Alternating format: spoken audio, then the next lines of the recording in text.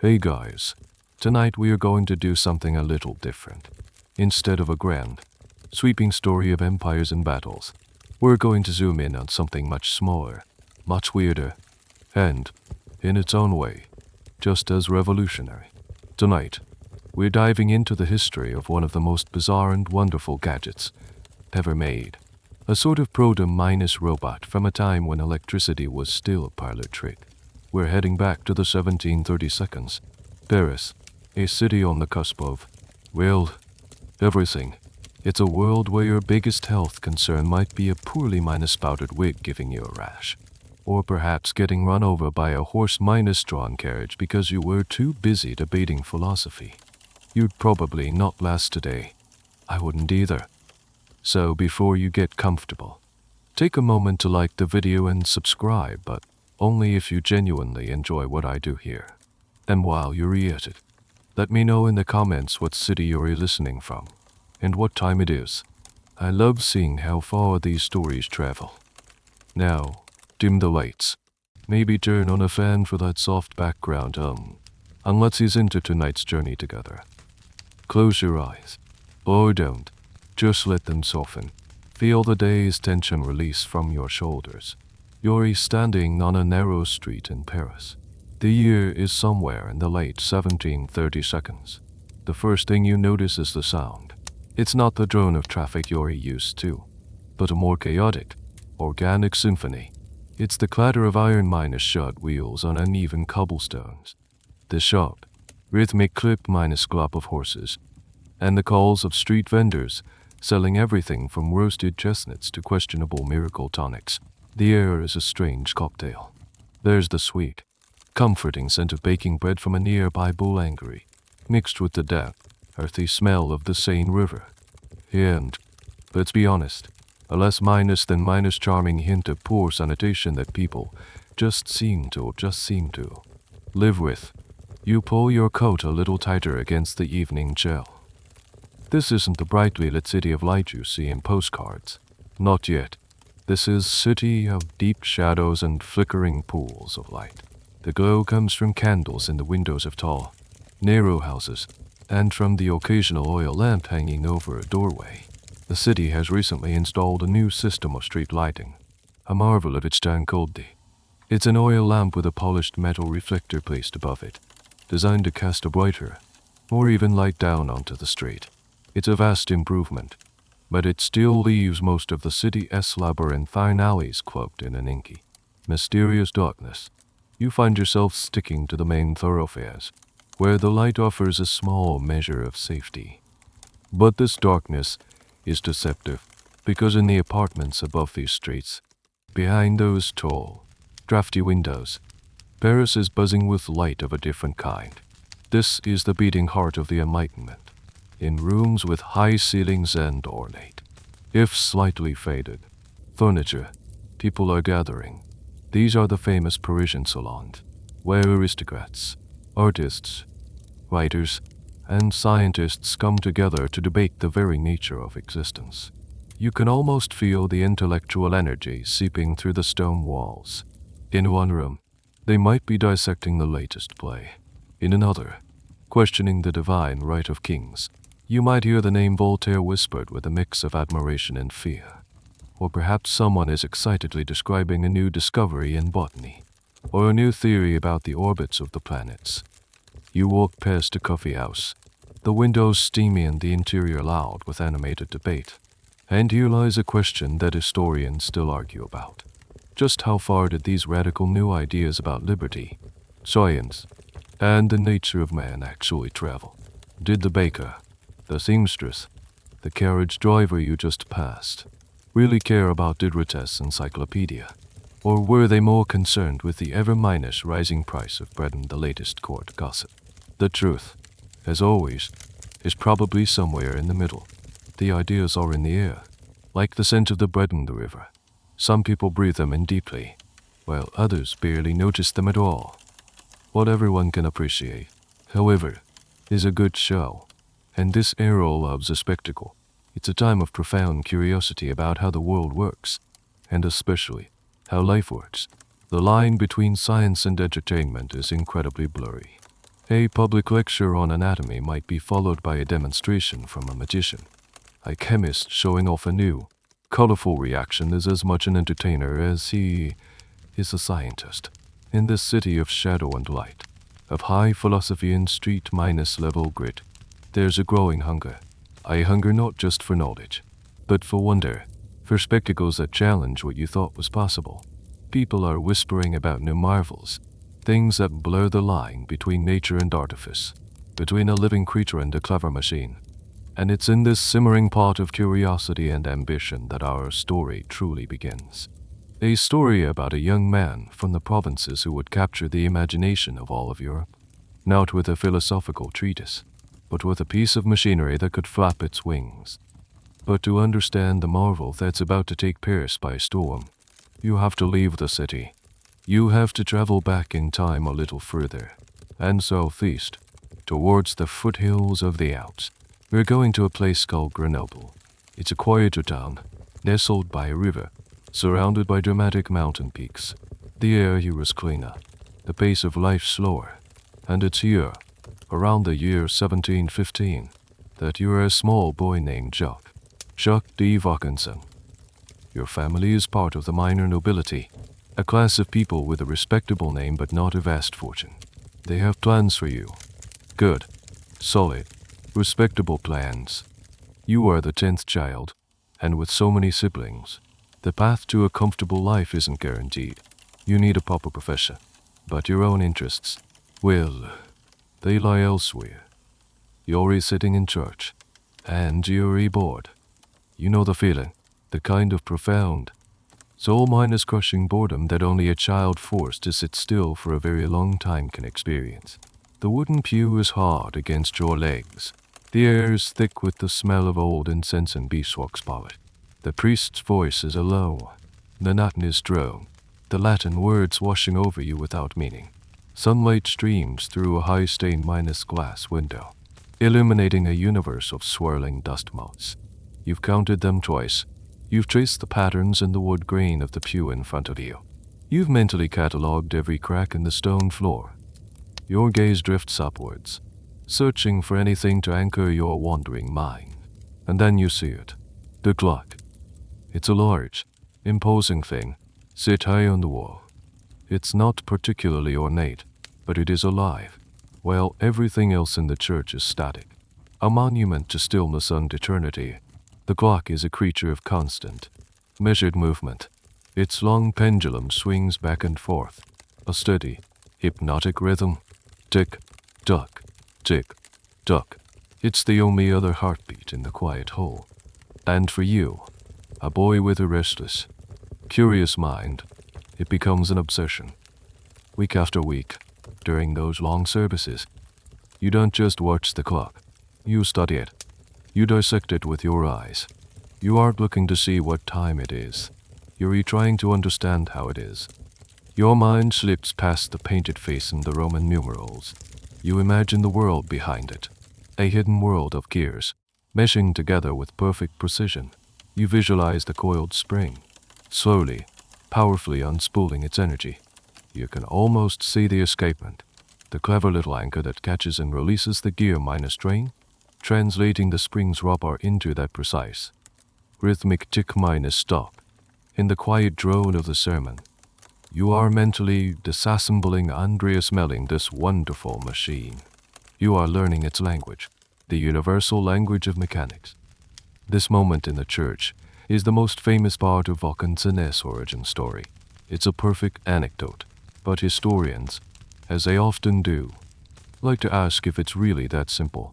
Was it a single, lightning-bolt moment of inspiration? Or was it the result of a mind already primed for such a discovery? The truth is likely more complex. You are being educated by Jesuits, an order famous for its rigorous, structured approach to learning. Their curriculum emphasized not just theology but also logic, mathematics, and the sciences.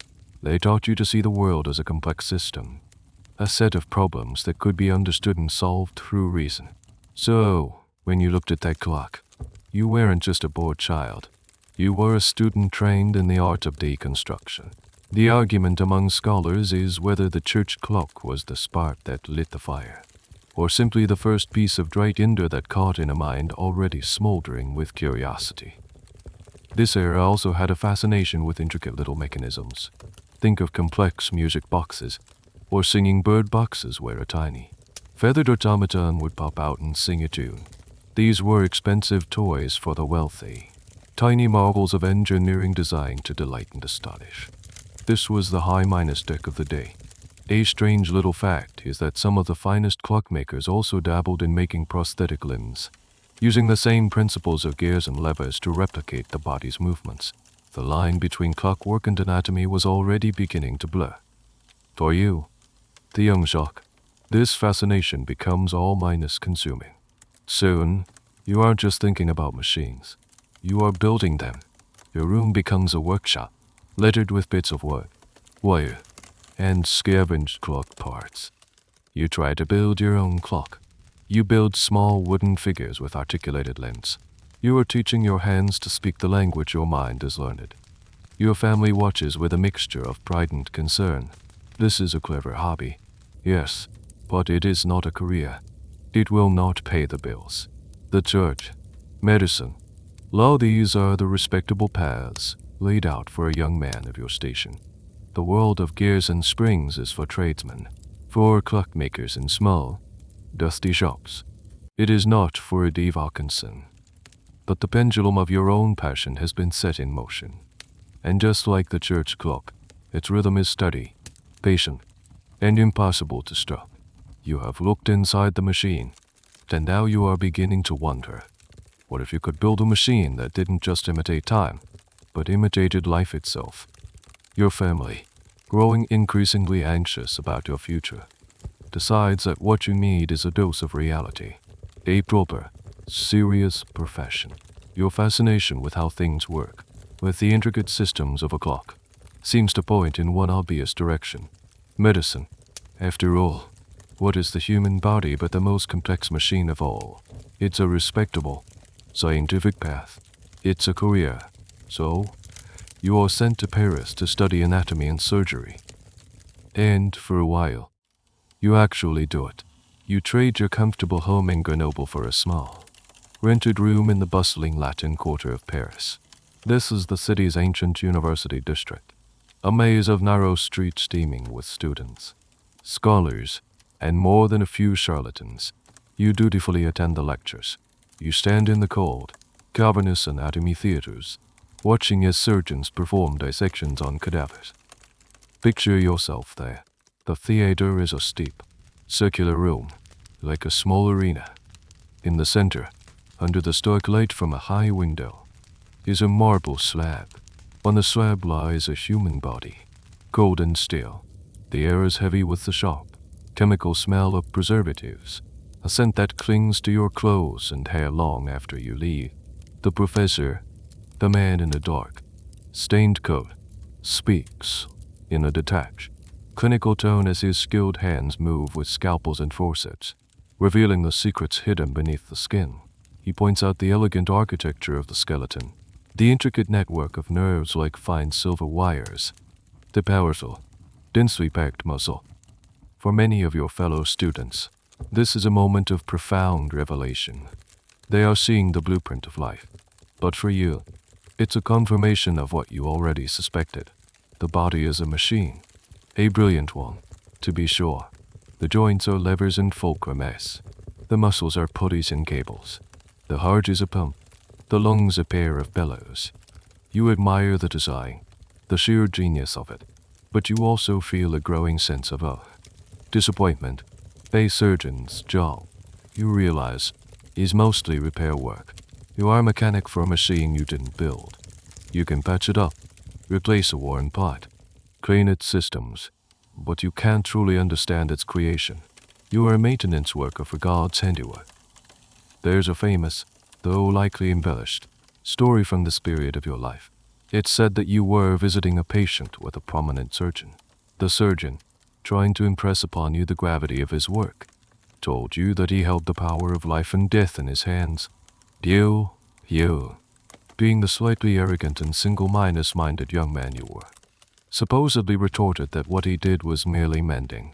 The real genius, you argued, would be to not just fix a life, but to create one from scratch, to build a man, not just heal him. The story goes that the surgeon was, understandably, not amused. Whether this confrontation actually happened is, of course, a point of debate among historians. Some see it as a perfect summary of your burgeoning ambition, while others think it's a tale invented later to make your transition from medicine to mechanics seem more dramatic. But the sentiment was real. The work felt incomplete, and there was another aspect to it. Let's be frank, 18th century surgery was a brutal business. Anesthesia didn't exist. The understanding of germs and infection was rudimentary at best. An operation was a terrifying, painful ordeal that a patient was lucky to survive. You saw the suffering. You saw the mess. And your meticulous, orderly mind, the mind that loved the clean, predictable precision of a clock, recoiled from the chaos and fallibility of flesh and blood. Here's a curious little fact from that time. Some of the most detailed anatomical models were made of plaster or wax, but of ivory. Wealthy medical schools would commission exquisitely carved ivory models of the human body, with removable parts, to teach anatomy. They were beautiful, clean, and durable, a perfect, sanitized version of the real thing. You can imagine yourself preferring to study these elegant, mechanical minus-like objects over the grim reality on the dissection table. So, you make a decision, a pivotal, life-minus-altering choice. You turn your back on medicine.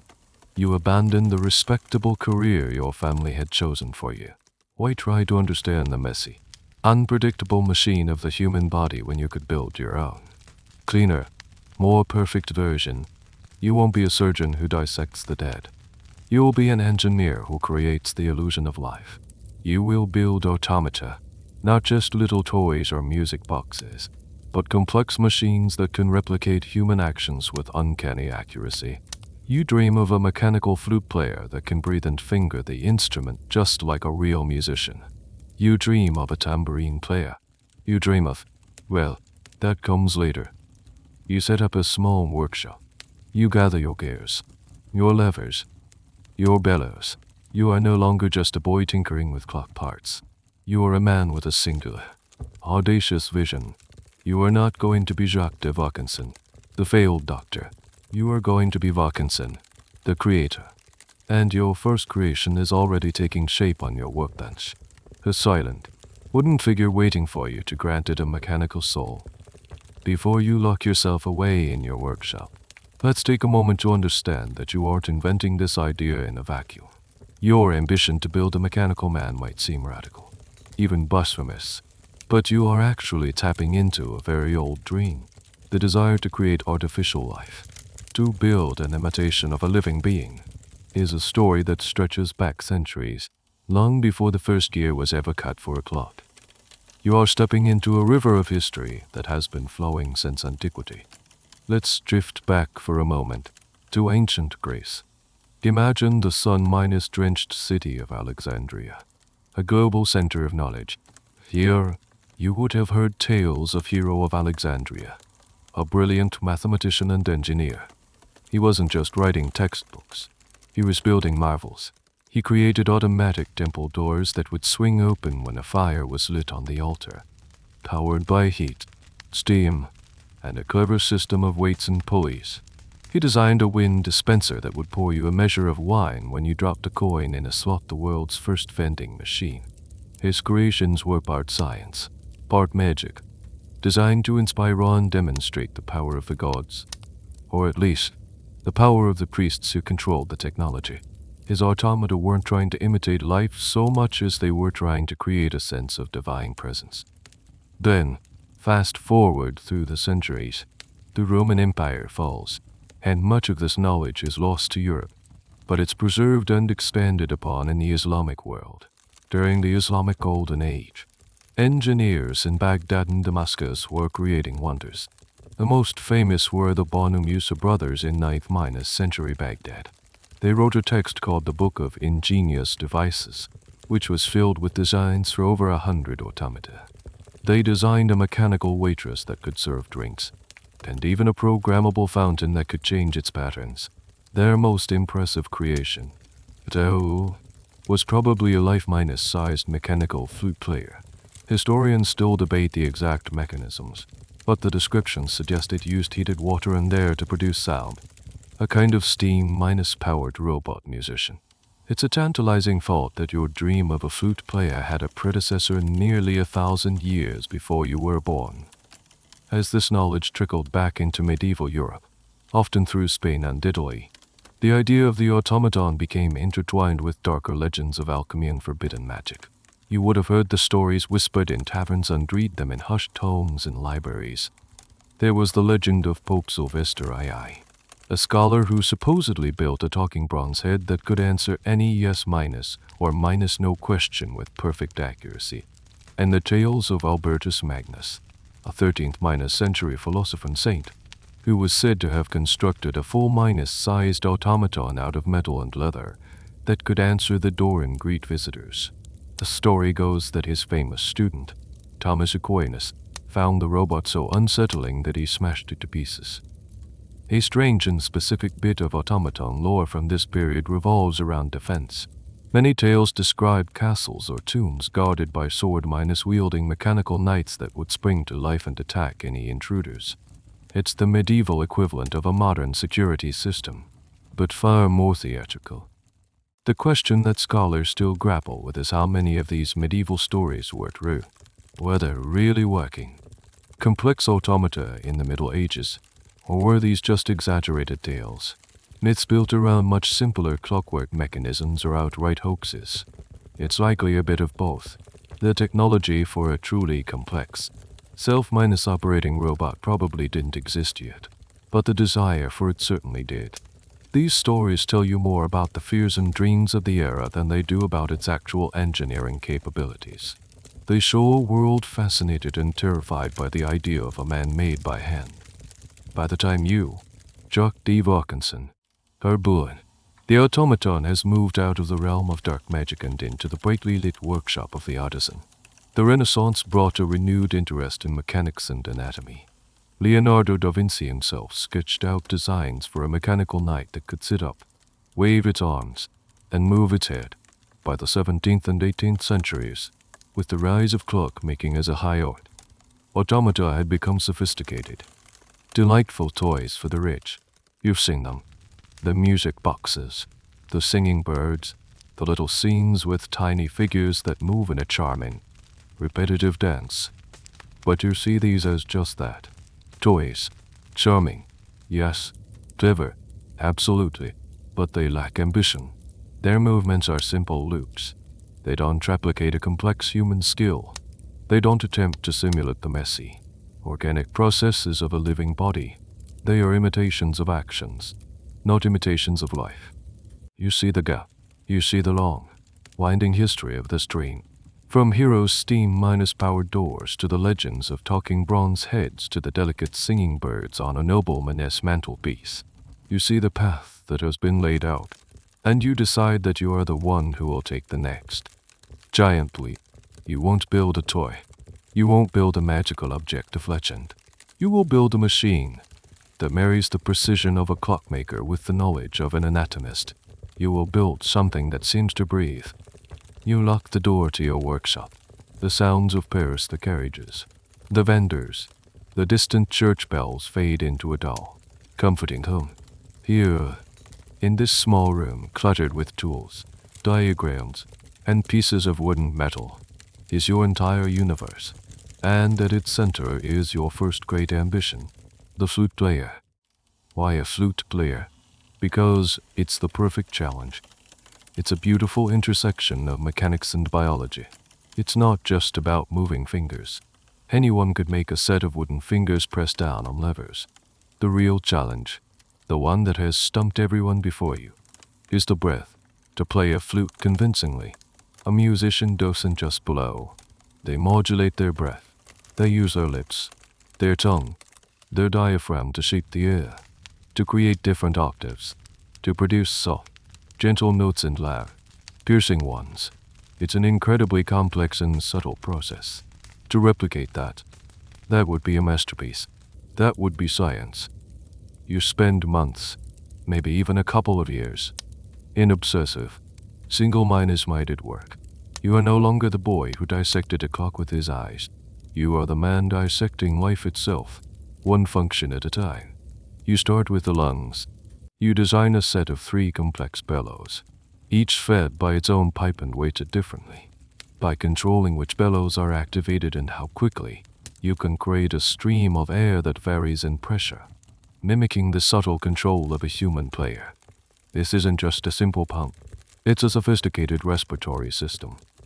Then come the lips. You know that a flutist's embouchure, the way they shape their mouth around the flute's mouthpiece, is crucial for controlling the tone. So you design a mechanical mouth that can move, that can open and close slightly, that can shift its position against the flute. It's a tiny, intricate piece of engineering that must work in perfect concert with the bellows. And the fingers. Oh, the fingers. They are not human-like in appearance. You're not interested in superficial resemblance. You're interested in function. They are a set of articulated levers, crafted from wood and tipped with leather to create a soft, fresh-like seal against the holes of a real, standard flute. They are connected by a web of wires and chains to the heart of the machine. The heart of the machine is the controller, the brain. It's a large, rotating brass drum, similar to the cylinder in a giant music box. But instead of little pins that pluck musical times, your drum is covered in a complex pattern of studs and staples. As the drum turns, powered by a crank-into system of falling weights, these studs push and pull a series of 15 levers. Each lever is a master controller, sending a signal down a different wire to a different part of the body. One lever might control the bellows, another the lips, another the tongue like valve inside the mouth, and others the individual fingers. It's a mechanical programming language. Every note, every subtle change in volume and pitch, is meticulously encoded onto this brass drum. In 1738, after countless sleepless nights and frustrating setbacks, it is ready. You rent a room in a grand Parisian hotel, the Hotel de l'Angleterre, for its public debut. You are nervous. You have poured your life, your reputation, and what little money you have into this wooden man. The audience files in. It's a mix of aristocrats in powdered wigs, sober-faced scientists from the French Academy of Sciences, fellow artisans, and curious members of the public. They whisper among themselves, a mix of skepticism and anticipation. They've seen clockwork toys before. They are expecting a charming, but ultimately simplistic, performance. You stand beside your creation. It's a life-sized figure, carved from wood, sitting elegantly on a pedestal that conceals most of its machinery. It holds a transverse flute to its hips. You take a deep breath, turn the crank to wind the mechanism, and step back. Silence. Then, the whirring, clicking sound as the great drum begins to turn. The figure's chest seems to rise, as if taking a breath. Its fingers, with an uncanny fluidity, move into position on the flute. And then, a note. A clear, perfect note hangs in the air. It's not the tinny, artificial sound of a music box. It's the warm, breathy sound of a real flute. Then another note, and another. A melody begins to unfold. The audience leans forward. You can see the disbelief on their faces. The figure's lips move subtly. Its fingers dance across the holes. It plays a complex piece of music, full of trills and shifts in dynamics. It plays not one, but 12 different songs, all programmed onto that magnificent brass brain. When the final note fades, there is a moment of stunned silence. Then, the room erupts. The applause is deafening. The scientists are minus buzz, debating how it's possible. They aren't just impressed by the music. They are stunned by the biological mimicry. You haven't just built a music box. You have built a machine that breathes. Here's a small, fascinating detail. The flute player was so convincing that some people accused you of fraud. The most common accusation was that the sound was actually coming from a hidden organ, or that there was a person concealed inside the pedestal. To combat this, you made the pedestal's mechanisms partially visible through glass panels, and for the members of the Academy of Sciences, you gave them a private viewing where you opened up the entire machine, showing them the intricate network of bellows, levers, and the great programming drum. This act of transparency is what truly won them over. The argument that still exists is whether your primary goal was to advance science, or to create a stunning piece of theater. You, of course, would have argued that you were doing both. You were making science theatrical. The Flute Player becomes an overnight sensation. All of Paris is talking about it. You are no longer an unknown tinkerer. You are a genius, an artist, a scientist. You have done the impossible. And as the crowds line up day after day to see your breathing, playing automaton, you are already back in your workshop, working on your next creation, something even more ambitious, something that would simulate a process far more complex, and far more indecorous than breathing. The success of the Flute Player is intoxicating. The ticket sales are making you wealthy. The praise from the Academy of Sciences is making you famous. You could have stopped there. You could have toured your musician across Europe and lived comfortably for the rest of your life. But your mind is already elsewhere. The Flute Player proved you could replicate the mechanics of breath. Now you want to tackle something far more mysterious, a process that obsessed the scientists and philosophers of your time: digestion. You're living in an age that is utterly fascinated with how the body works, but their understanding is still a strange mix of brilliant insight and wild speculation.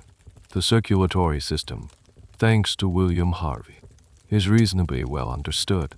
The mechanics of the skeleton are clear, but digestion, that's a black box. What happens to the food you eat between the moment it passes your lips and, well, the moment it reappears in a very different form? Think about the theories floating around Paris at the time.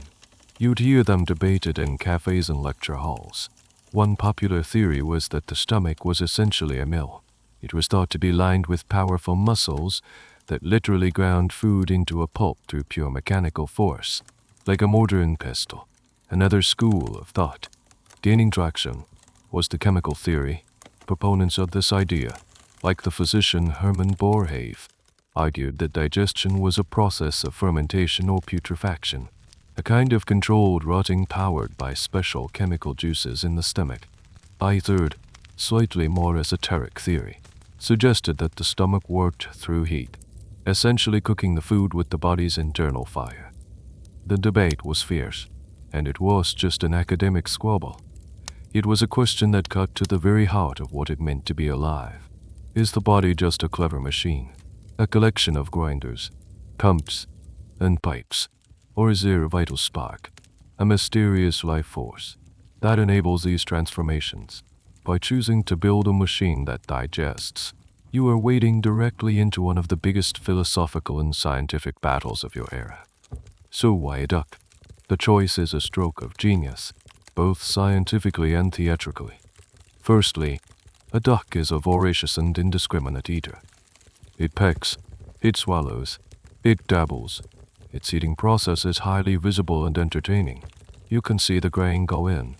Secondly, and more importantly, everyone knows what ducks do. They eat, and then, very noticeably, they excrete. The entire process is out in the open. It's a perfect, self-contained demonstration of the digestive cycle. A mechanical human that performed the same function would be, well, it would be obscene, a bit too close to home. But a duck is charming. It's pastoral. It's slightly comical. It allows you to present this messy, fundamental biological process in a way that is palatable, even delightful, to a high-minded society audience. Your goal is audacious. You don't just want to build a duck that looks like it's eating. You want to build a duck that performs what you believe is the actual process of digestion. You become a student of the duck. You spend hours watching them at the Jardin des Plantes, the Royal Botanical Garden in Paris. You sketch their movements, the way they turn their head, the subtle stretch of their neck as they swallow. the flutter of their wings. A strange but true detail is that Vaucanson didn't just observe ducks, he almost certainly dissected them.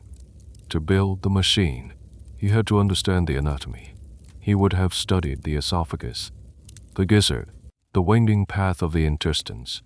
He was returning to his surgical roots, but this time with a creator's eye, not a repairman's. You decide to side with the chemical theory of digestion. You believe it's the most plausible, the most scientific. You envision a machine that can take in real grain, funnel it down into a hidden chamber, a mechanical stomach, and subject it to a chemical process that will break it down. Then, it will pass this transformed material through a series of internal tubes and expel it, visibly, from the other end. This presents a monumental engineering challenge. How do you build a chemical reactor small enough to fit inside a copper duct? What chemicals could possibly mimic the powerful agents of a real stomach? The historical debate here is about your true intentions. Were you genuinely trying to build a working model of chemical digestion, a scientific instrument to prove a theory? Or were you, from the beginning, planning a brilliant illusion? Were you a scientist or a magician? Many of your contemporaries, especially those in the Academy of Sciences, believed the former. They saw your project as a serious contribution to the debate. They believed you were about to solve the mystery of the stomach once and for all. You return to your workshop, the flute player now standing silently in the corner, a monument to a completed thought. The floor is now covered in new diagrams, sketches of webbed feet and curving necks. You start ordering materials, sheets of copper, brass for the gears, flexible tubing, and strange chemical compounds. The goal is no longer just to imitate a single, elegant action. The goal is to build a machine that can perform the most fundamental and mysterious process of life itself.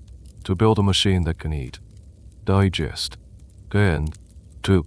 It's a project so strange, so audacious, so quintessentially 18th century, that it's destined to become your masterpiece. The workshop is now a sanctuary of strange creation. The air smells of hot metal, soldering flux, and oil. On your main workbench, the anatomy of your new creature begins to take shape. This isn't just a bigger, more complex version of the flute player. This is an entirely different order of being. You are building it from the inside out. First, the skeleton. It's a framework of iron and brass, forming the basic structure of the duct. It has to be strong enough to support the heavy mechanism, yet delicate enough to allow for a full range of movement. You design joints for the neck, the legs, the tail, and, most importantly, the wings. Each wing is a marvel in itself. You don't want a simple, flapping motion. You want realism. So you design each wing with its own intricate skeleton, a series of levers and rods that will allow the individual bones of the wing to extend and retract. Just like a real bird's. When it's finished, it won't just flap, it will unfurl. Next, you build the organs. This is the heart of the machine and the source of its magic. In the center of the duck's torso, you place the stomach. You call it the pompeta chymic, the chemical pump. It's a small, airtight chamber made of metal and rubber. Tubes led into it from the esophagus and out of it towards the intestines. This chamber is where the grand experiment of digestion is supposed to happen. It's designed to receive the grain, mix it with a chemical solvent, and then pass it along. The intestines are a winding series of flexible rubber tubes, cleverly concealed within the duck's body cavity. They are designed to be pliable, to contract and expand, mimicking the peristaltic motion that pushes food through a real digestive tract. You achieve this with a series of external cams and levers that press on the tubes in a rhythmic sequence, creating a slow, wave-like pulse. It's a beautifully complex and utterly hidden detail. And then there's the brain. Just like with the flute player, the control system is a large, rotating brass drum housed in the pedestal the duck will stand upon. But this drum is far more complex. It has to coordinate a dizzying array of movements simultaneously. A turn of the crank and a spin of the drum must send signals to make the duck look left and right, dip its head to peck a grain, make a swallowing motion with its neck, activate the chemical stomach, pulse the intestinal tubes, and, of course, flap its wings. Each of these actions requires its own set of levers, wires, and chems. The pedestal is a jungle of machinery, a clockwork spaghetti of more than 400 moving parts. Historians who have studied your surviving diagrams still marvel at the complexity. The core debate is how you manage to debug such a system without computer simulations or modern tools. Every single adjustment would have required hours of painstaking manual trial and error. It was a monumental feat of patience. Now for the skin. You want your creation to be not just a mechanical marvel, but a work of art. You hire a master goldsmith to craft the body. The duck is covered in hundreds of individually shaped and fitted plates of gilded copper. The finish is brilliant, catching the candlelight and shimmering like gold. The feathers are not real feathers, but meticulously etched patterns in the copper, overlapping to create a stunningly realistic texture. It's beautiful. It's a piece of jewelry, a sculpture. The beauty is a crucial part of the illusion, distracting the eye from the mechanical nature of the beast and seducing the mind into believing it's alive. Here's a small, curious detail about the construction. The feet were a particular challenge.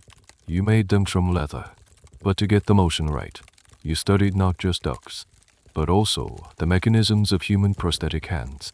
The way the webbed toes would curl and uncurl was based on principles for articulated fingers. In a way, your duck walks on a modified pair of mechanical hands. Finally, you put it all together. The golden skin is carefully fitted over the brass skeleton and its rubber minus and minus metal guts. The intricate wing mechanisms are attached, each one containing over 40 individual articulated pieces. The network of wires and tubes connecting the duck to the pedestal brain is hooked up. You stand back and look at your creation. It sits on its high pedestal, gleaming, regal, and perfectly still. It's a paradox, an object of immense mechanical complexity designed to look perfectly organic. It is both a machine and an animal, a scientific instrument and a work of art. You have spent over a year of your life on this. You've poured all the profits from the Flute Player into its construction. It is, by far, the most complex automaton ever built. Now, only one question remains. Will it work? And, more importantly, will the world believe it? You're about to find out. The year is now 1739. The buzz from your flute player has not faded. In fact, it has only grown, fueled by rumors of your new, even more ambitious project. You've been secretive, allowing only whispers and tantalizing hints to escape your workshop. Now, the time for secrecy is over. You once again rent a grand exhibition hall at the Hotel de Longueuil. You send out invitations and place advertisements in the Parisian gazettes. You announce the public debut of not one, but 3 automata. Your famous flute player, a new and improved tambourine player, and the star of the show, the one everyone is whispering about, Le Cunard Digger TUR, the digesting duck. The night of the premiere arrives. The hall is even more crowded than it was for the flute player's debut. This isn't just an event for scientists anymore. It's the most fashionable ticket in town. Carriages clog the narrow streets outside, depositing dukes and duchesses, philosophers and financiers, artists and foreign dignitaries. The air is thick with expensive perfume, the rustle of silk gowns, and the low murmur of anticipation. You can feel the weight of their expectations. You're no longer the scrappy underdog. You're the famous Vaucanson. You have a reputation to uphold, and to exceed. You begin the show with your proven successes. The flute player performs its repertoire, as graceful and astonishing as ever. Then you introduce your second automaton, the tambourine and tabor player. It's another life-sized figure, a shepherd who plays a small flute with one hand and beats a drum with the other. It's a charming, complex piece, and on any other night, it would have been the star. The crowd loves it. They applaud politely, but their eyes keep drifting to the third pedestal on the stage, the one that is still covered with a velvet cloth. You let the anticipation build. You walk to the center of the stage and begin to speak. You don't just present the duck. You give a short lecture. You talk about the great scientific debate over digestion. You explain the different theories: the grinder, the fermenter, the cooker. You position yourself firmly in the camp of chemical digestion. You tell the audience that what they are about to see is not a toy, not a mere trick, but a scientific demonstration, a philosophical machine. You are framing their experience, elevating it from a mere spectacle to an intellectual event. Then, with a theatrical flourish, you or your assistant pull away the velvet cloth. A collective gasp ripples through the room. There it sits, under the bright candlelight, gleaming as if it were solid gold. It's even more beautiful than they imagined. The intricate feather patterns on the gilded copper shimmer and dance in the light. It looks regal, almost alive, even in its stillness. You let them admire it for a moment. Then you begin the demonstration. You walk over with a small bowl of oat grain. You turn the crank on the side of the pedestal, and the machine whirs to life. The duck's head swivels, its black glass eyes seeming to look directly at the bowl in your hand. It dips its head. The beak opens, and it delicately pecks up a few grains of oats. The audience leans forward, holding its breath. You can hear a pin drop. The duck lifts its head. The neck extends and contracts in a series of impossibly fluid, organic movements, perfectly mimicking the act of swallowing. You can almost see the lump of grain traveling down its throat. Then, the duck does something unexpected. It lets out a soft, realistic quack. The sound isn't perfect, but it's uncannily close, produced by a small reed organ connected to the main bellows. The audience laughs, a release of nervous tension. The duck then flaps its wings, but it's not a simple up minus and minus down motion.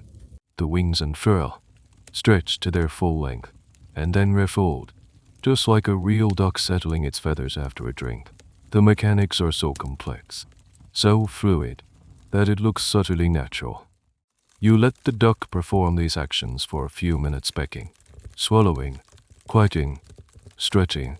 It moves around on its pedestal, shifting its weight from one leg to the other. It feels less like a machine executing a program and more like an animal simply being. Then comes the moment everyone has been waiting for, the grand finale. After a suitable amount of time has passed to allow for the digestion to occur, you place a small, ornate silver platter behind the duck.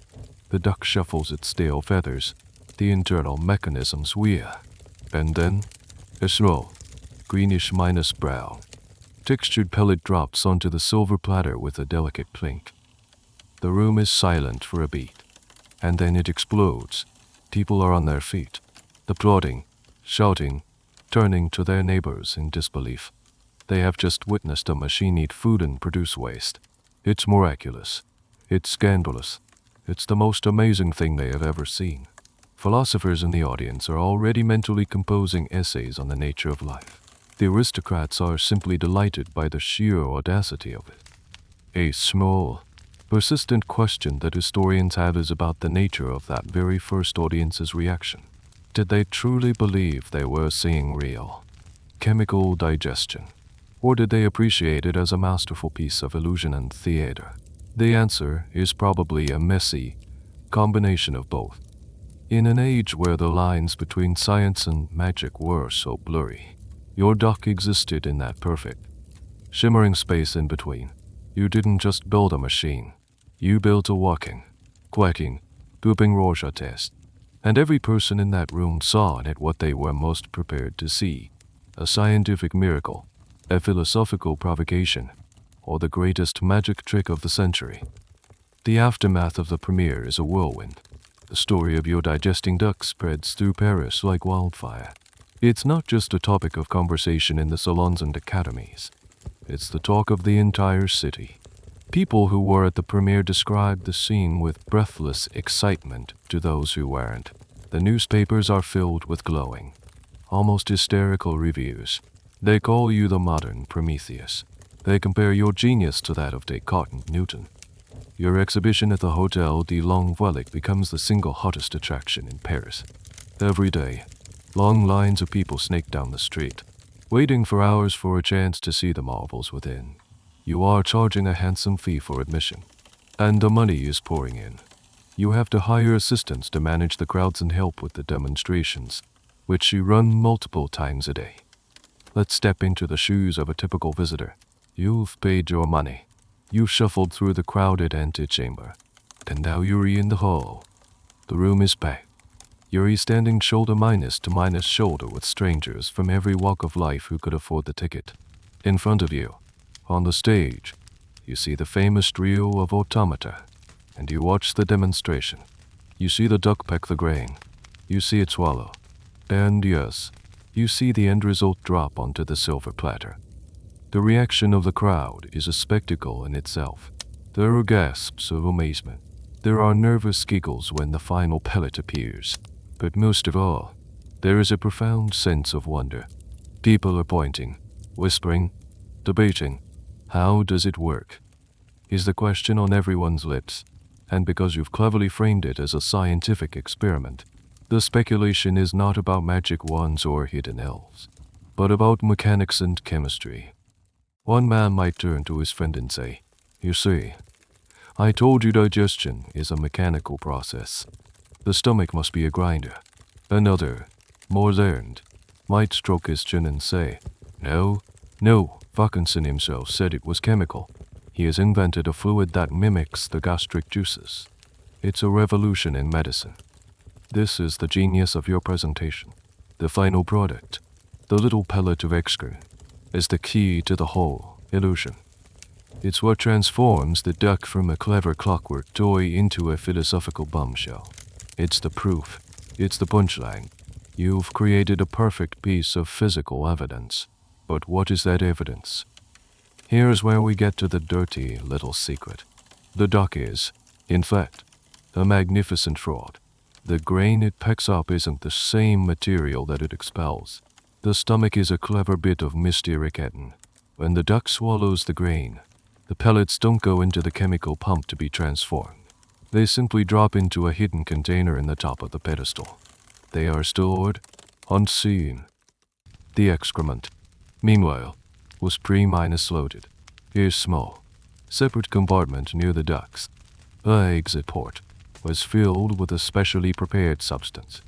The most common theory, which comes from the later analysis by the magician Robert Minus Houdin, is that it was a concoction of breadcrumbs, water, and some kind of green dye, likely derived from olive pits, mixed to the perfect consistency and color.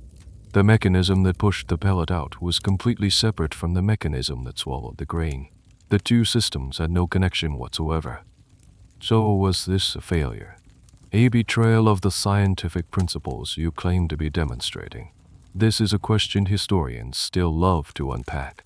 From a purely scientific perspective, yes, it was a failure. You did not create artificial digestion, but from the perspective of 18th century experimental philosophy, it was a roaring success. You created a model that looked so convincing that it forced people to think about the real process in new ways. The argument is that the duck was a thought experiment made real. It didn't matter if the internal mechanism was cheating, as long as the external demonstration was flawless enough to spark a real debate. A quirky but important detail is the smell, or rather, the lack of it. The pre-minus made pellets were odorless. This should have been a clue. Real duck droppings have a distinct, pungent aroma. The fact that your duck's output was perfectly clean and scent free was a subtle sign that something was amiss. But in the excitement and wonder of the moment, surrounded by the heavy perfumes of the audience, it's a detail that almost everyone missed. It's a classic magician's trick. Overwhelm the senses with a grand spectacle so they miss the small, telling detail. Your duck becomes a celebrity in its own right. People don't just talk about Vaucanson's duck. They talk about the duck. It has a personality. It has a life of its own. It has captured the imagination of an entire city, from the highest philosopher to the common man, all because you figured out how to combine brilliant engineering, a little bit of theatrical fraud, and the public's endless fascination with the messy, miraculous business of being alive. The fame of your mechanical duck soon spills beyond the borders of Paris. News travels slowly in the 18th century, carried by letters. Newspapers passed from hand to hand, and travelers' tales. But news of a golden, whooping duck travels faster than most. Your creation becomes a European phenomenon, a piece of essential gossip for the intellectual and social elite. To have seen Vaucanson's automata is to be in the know. To have an opinion on it is a requirement for any respectable salon conversation. Imagine Voltaire, the titan of the Enlightenment, the sharpest, most cynical, and most celebrated writer of his generation. He is the enemy of superstition, the champion of reason, and a man with a famously cutting wit. He hears the stories about your duck. Then, like any good intellectual, he is skeptical, but he is also endlessly curious. He goes to see the exhibition for himself. We don't have a detailed, minute-by-minute account of his visit, but we can picture it. He would have pushed through the crowds, his keen, bird-like eyes taking everything in. He would have listened to your scientific preamble with a wry, knowing smile. He would have observed the flute player with professional appreciation for its craft. And then he would have watched the duck. He would have seen the swallowing, the flapping, and the final, theatrical dropping. Voltaire, the man who was trying to dismantle the dogmas of the church and state, sees in your duck something more than a clever toy. He sees a metaphor. He sees a brilliant satire on the pretensions of man. In a world where so many people were claiming to understand God's grand design, you had the audacity to design your own little piece of life, and to include its most undignified, yet essential, function. He doesn't expose the trick. He celebrates it. He becomes one of the duck's biggest and most influential champions. He starts talking about it, writing about it in his letters, and he pens the line that will forever associate his name with your creation. In his one discourse on man, he writes that without the Duck of Vaucanson, you have nothing to remind you of the glory of France. Let's pause on that line for a second. It's a perfect piece of Voltairean wit. It's simultaneously a sincere compliment and a backhanded slap to the establishment, at a time of immense national pride, when glory was found in military victories and the grandeur of the Versailles court. Voltaire cheekily suggests that the nation's true glory lies in a small, mechanical bird that digests its food. He's elevating your work, placing it at the pinnacle of French achievement, while also subtly mocking what everyone else considers glorious. It's the ultimate celebrity endorsement. The impact of Voltaire's statement is enormous. It's the 18th century equivalent of a mega influencer's tweet going viral. Now, everyone has to see the duck. It's not just a curiosity. It's a cultural landmark. It's a piece of national pride. Other intellectuals chime in. The encyclopedist Denis Diderot, a man obsessed with the relationship between man and machine, writes about the duck with fascinated admiration.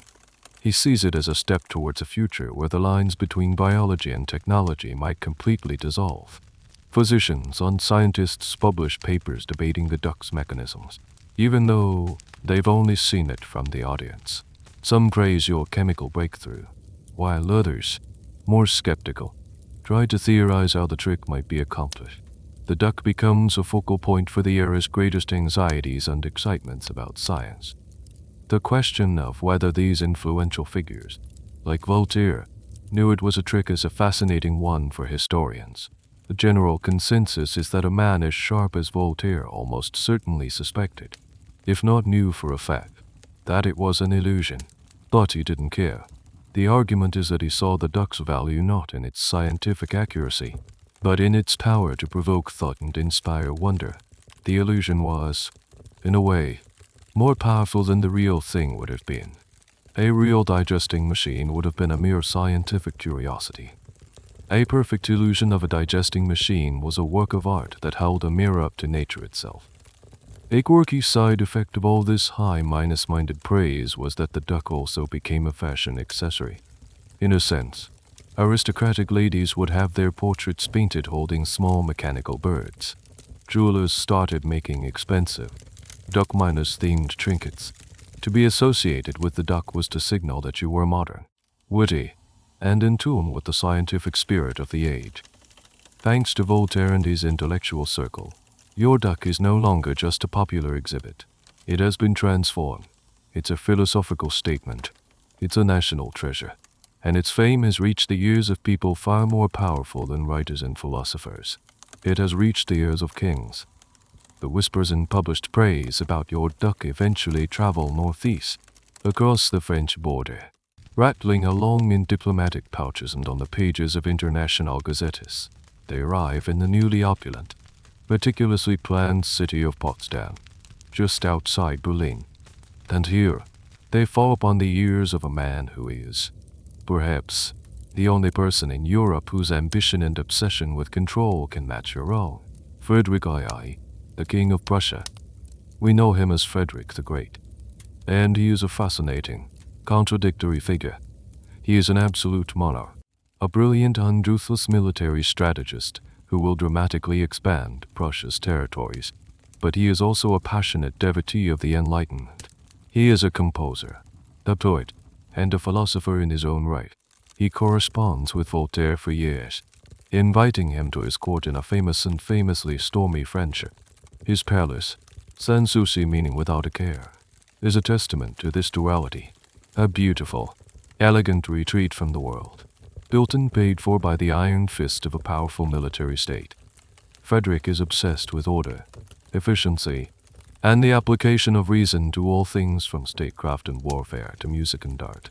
And he is utterly captivated by the idea of your automata, a machine that perfectly mimics a living process, that operates with the precision of a clock and the grace of an animal, appeals to every fiber of his being. It is the ultimate expression of rational control over the natural world. The king must have this man, this Vaucanson. He must see these creations. And, more importantly, he must possess the mind that made them. So the invitation arrives. It's not just a suggestion. It's a royal summons, wrapped in the most flattering and irresistible terms. Frederick the Great invites you to leave Paris and come to his court in Prussia. He doesn't just want you to visit. He wants you to stay. He offers you a position that sounds like a dream. Court inventor. He will give you a handsome salary.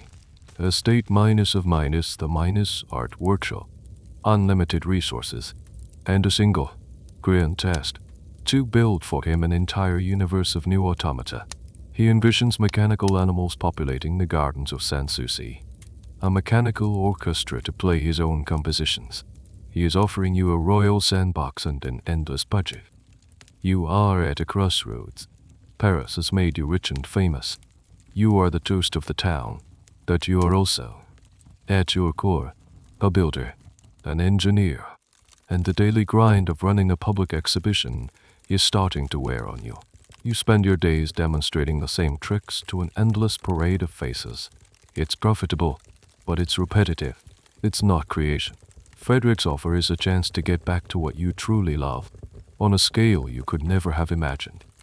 The debate among historians here is not about whether the offer was made, it certainly was, but about your own motivations for considering it. Was it the lure of royal patronage and endless funding? Was it the flattery of being courted by one of Europe's most powerful and intelligent monarchs? Or was there a darker side to it? Life in Paris, for all its glamour, could be precarious. Public opinion is fickle. A new marvel could come along tomorrow and your duck could be old news. A royal appointment offered security, a lifetime of prestige and stability. Here's a curious little detail about Frederick's court that might have appealed to you. He had a fascination with Turquerie, a romanticized imitation of Turkish and Ottoman style. He even had a Turkish room at his palace. Some of the earliest European automata, going back to the Renaissance, were often designed as turbaned figures, tapping into a fascination with the exotic, mechanical wonders of the East. Frederick's offer might have felt like a chance to connect with that older, grander tradition of courtly automata, far from the commercial hustle of your Parisian exhibition. You travel to Prussia to meet the king. You can imagine the scene. Dieu, the meticulous French artisan, standing before the stern, intelligent Prussian king. They are two very different men, but they share a common language, a belief in the power of mechanism. Frederick would have grilled you with questions, not just about how the duck worked, but why. He would have wanted to understand the philosophy behind it, the years of trial and error. He formally offers you the title, Academician of the Royal Prussian Academy of Sciences. It's an immense honor. He lays out his grand vision. For a moment, you are tempted, deeply tempted. The chance to work without financial constraint, to realize your wildest mechanical dreams.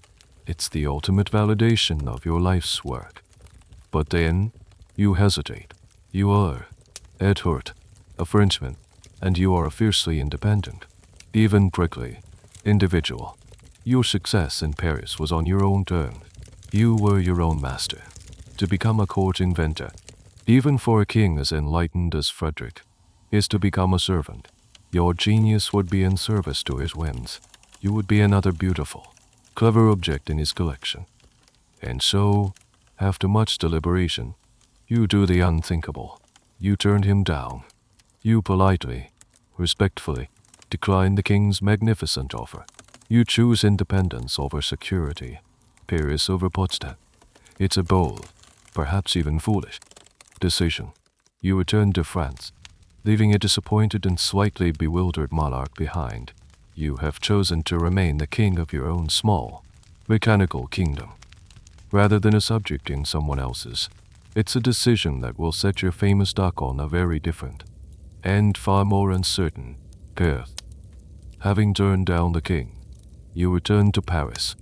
But your relationship with your creations is beginning to change. The thrill of the initial success is over, and the reality of being a full minus-time showman has set in. The daily demonstrations, the endless questions, the maintenance of the complex machinery, it's a grind. You are an inventor, not a carnival barker. So you make another pivotal decision. You decide to take the show on the road, a grand European tour. The plan is ambitious. You won't travel with the automata yourself.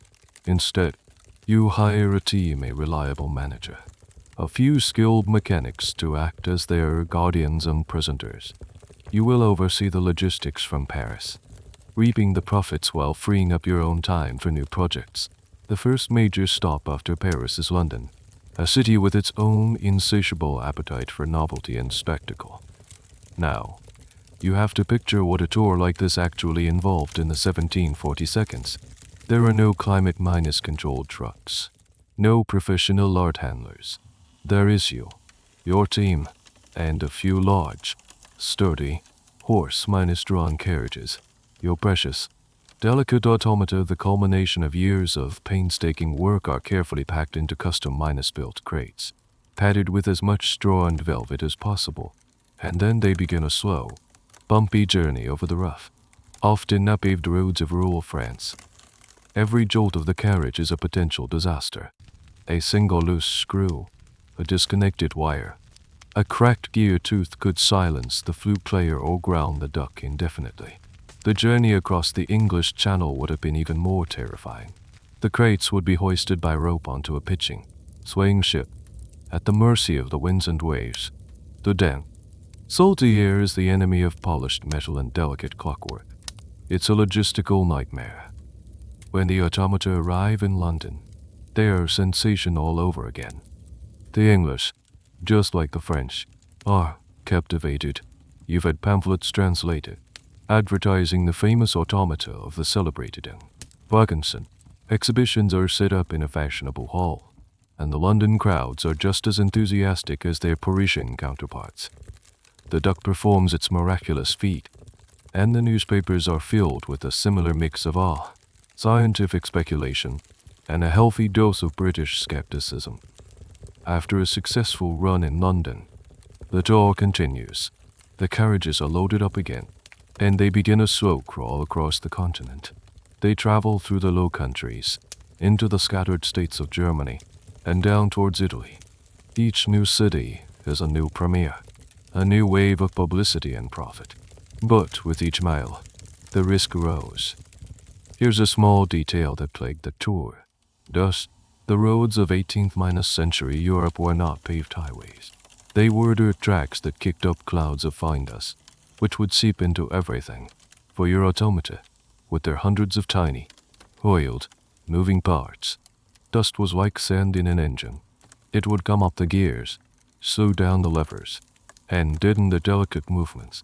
The mechanics on the tour must have spent a significant portion of their time not just demonstrating the machines, but meticulously cleaning them, armed with small bellows, soft brushes, and endless patience. The tour also highlighted the cultural differences across Europe. In Paris, the duck was seen as a philosophical statement. In London, it was often viewed more as a masterful piece of engineering and entertainment. In the more devout, Catholic regions of Italy, it was sometimes regarded with a touch of suspicion, as something bordering on the unnatural, a bit too close to black magic for comfort. The reception wasn't always a standing ovation. And there's a debate among historians about the state of the machines during this long tour. Did they perform as flawlessly in Milan as they did in Paris? It seems unlikely. The constant travel, the packing and unpacking, the inevitable wear and tear must have taken their toll. Springs would lose their tension, wires would stretch, leather pads would wear out. The farther the duck got from your workshop in Paris, the more likely it was to suffer from glitches and breakdowns. There are anecdotal accounts of shows where the flute player hit a sour note, or the duck's wing failed to flap. The perfect illusion you had created was fragile, and the road was not kind to it. You, back in Paris, are receiving reports and, more importantly, just the money. The tour is a financial success, but you are also becoming increasingly detached from your creations. They are no longer in your workshop, under your watchful eye. They are out in the world, like children who have grown up and moved away. They are having their own adventures, their own struggles, on the dusty roads of Europe. This physical and emotional distance makes it easier for you to contemplate the next logical step in your career. You've proven your genius. You've become wealthy. Now, perhaps, it's time to cash in on your fame and move on to something new entirely. The tour is not just a way to make money. It's a slow farewell. As your official automata tour across Europe, a new and slightly annoying phenomenon begins to pop up in its wake. The imitators. Success, as they say, breeds imitation, and the sheer celebrity of your digesting duck was bound to attract a flock of foul fakes. Suddenly, it seemed like every town, fair and provincial capital had its own miraculous mechanical creature, cobbled together by ambitious artisans trying to cash in on the craze you started. Imagine you're traveling through Germany a year or two after your official exhibition has passed through. You see a brightly painted sign advertising the marvelous mechanical swan of Augsburg, or the incredible clockwork eagle. Your curiosity piqued. You pay your coin and enter a small, stuffy tent. On a makeshift stage sits a rather clumsy Minos-looking bird, perhaps made of painted wooden tin. The inventor, a man with more showmanship than skill, gives a grand speech full of borrowed phrases about science and nature. He cranks a handle, and the bird lurches into motion. Its head bobs stiffly. A wing jerks up and down, and maybe it lets out a squawk from a hidden whistle. It's a pale, pathetic imitation of your work. The crowd, having never seen the original, might be mildly amused, but you would see it for what it is, a cheap duck minus all. These imitations ranged wildly in quality. Most were simple, crude clockwork toys, no more sophisticated than a cuckoo clock. They might flap a wing or open a beak, but they lacked the fluidity, the complexity, and the all-minus important biological story of your creations. They were just moving objects, not philosophical machines. However, some imitators were more ambitious. In London, a rival showman named John Joseph Merlin, a fascinating and eccentric inventor in his own right, created a silver swan. It was a beautiful, life-sized automaton that could preen its neck, seemingly catch a silver fish from a glass stream, and swallow it. It was a stunning piece of work, and it still survives and operates in the Bowes Museum in England today. But even Merlin's masterpiece didn't attempt the one thing that made your duck so scandalous and famous. It didn't poo. It stopped at the swallowing. It shied away from the final, messy conclusion of the digestive process. This highlights the unique genius of your duck. It wasn't just the complexity of the mechanism that made it special. It was the audacity of its premise. The imitators could copy the mechanics of flapping wings or a turning head, but they couldn't, or wouldn't, copy the sheer philosophical cheekiness of building a machine that mimics digestion. Here we come to a small, but interesting, historical debate. Were any of these imitators independently brilliant, or were they all just copying you? The consensus is that while you, Vaucanson, set the new high minus watermark for what was possible, you were operating within a broader culture of mechanical artistry. Men like Merlin were part of this tradition. The argument is not that they stole your ideas directly, but that your success created a commercial market and a public appetite that they were clever enough to satisfy. You were the trendsetter, and they were the fast minus fashion knock minus offs. One of the most curious and persistent legends from this period is that of the chess minus playing Turk, an automaton that appeared a few decades later, in the 1770s. It was a life minus-sized figure of a Turkish man sitting at a chess table, who could play a strong game of chess against human opponents. It baffled Europe for decades. It defeated Benjamin Franklin and Napoleon Bonaparte. Of course, it was eventually revealed to be an elaborate hoax, with a human chess master cleverly concealed inside the cabinet. But the reason it was so believable for so long was because you had already primed the public imagination. You had shown them the flute player and the digesting duck. If a machine could play the flute and digest food, why couldn't one play chess? Your genuine, if slightly fraudulent, masterpieces paved the way for far more audacious hoaxes. Back in Paris, you would have received letters and reports about these various mechanical birds and beasts popping up across the continent. You probably would have been a mixture of flattered and annoyed. Flattered that your work was so influential it was inspiring a whole sub-minus genre of entertainment. Annoyed that these crude imitators were cheapening your brand and confusing the public. Your automata were works of scientific art. Those were fairground attractions. This wave of imitations may have also contributed to your growing desire to get out of the automaton business. Your creations were unique, born of years of specific, obsessive research. But now the market was being flooded with low-minus quality copies. The word automaton was starting to become associated with cheap tricks and simple toys. It was another reason to sell up, move on, and apply your singular genius to a field where the imitators couldn't so easily follow. You had created the most famous duck in the world. And now, it seemed, everyone with a toolkit and a bit of brass wanted their own. Years pass. The tour is over. Your automata have returned to you, and you've made a momentous decision. It's 1743, and you are ready to move on. You sell your entire collection, the flute player, the tambourine player, and the legendary digesting duck to a group of businessmen from Lyon. You are done with the world of public spectacle. But even as the duck leaves your possession, its story, and the mystery at its heart, continues to fascinate people. The question of how the digestion really worked never fully went away. For the next century, the duck's story becomes intertwined with that of another great figure of French ingenuity and illusion, Jean-Eugene Robert Houdin. He is now considered the father of modern magic. He was a brilliant inventor and a masterful showman who transformed magic from a street-corner hustle into a respectable theatrical art form.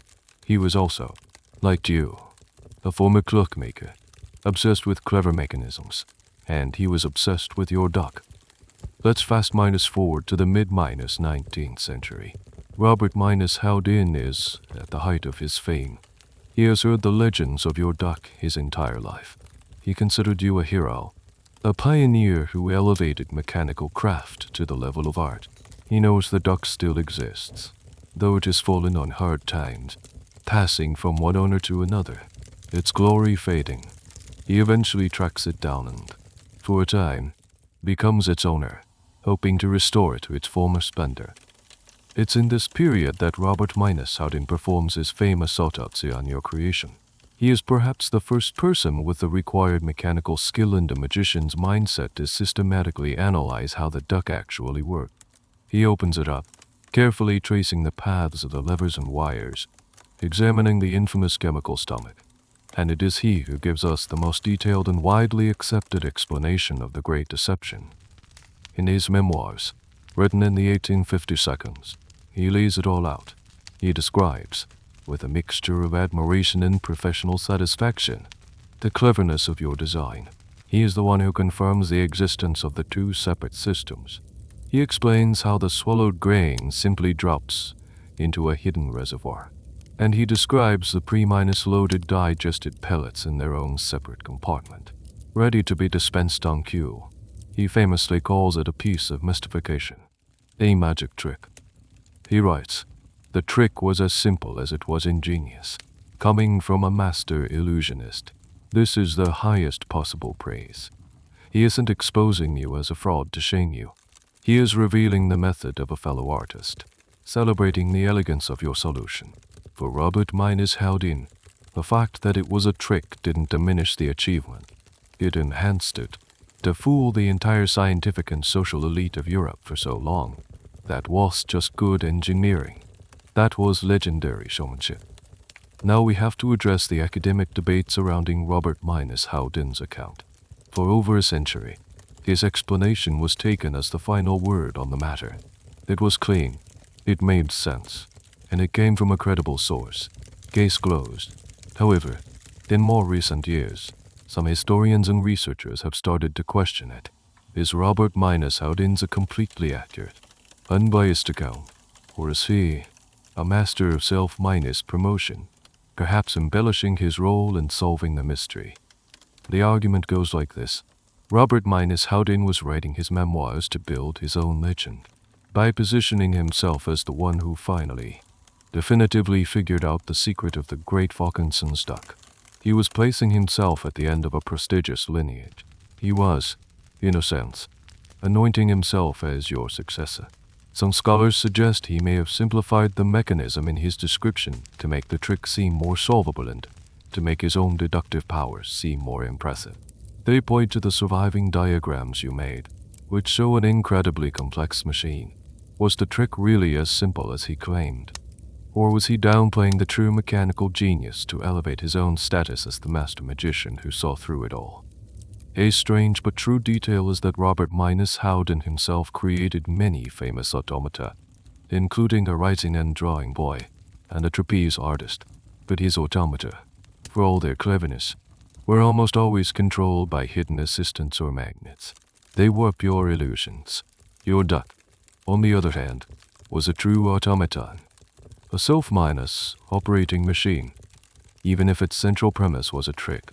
The flapping, the pecking, the swallowing, all of that was genuinely automated by the magnificent clockwork brain in the pedestal.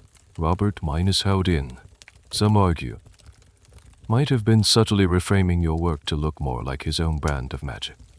So while Robert Haldin gave us the key to the secret compartment, he also, inadvertently, created a new layer of mystery. We are left with his version of the truth, a version told by a master of illusion about a master of illusion.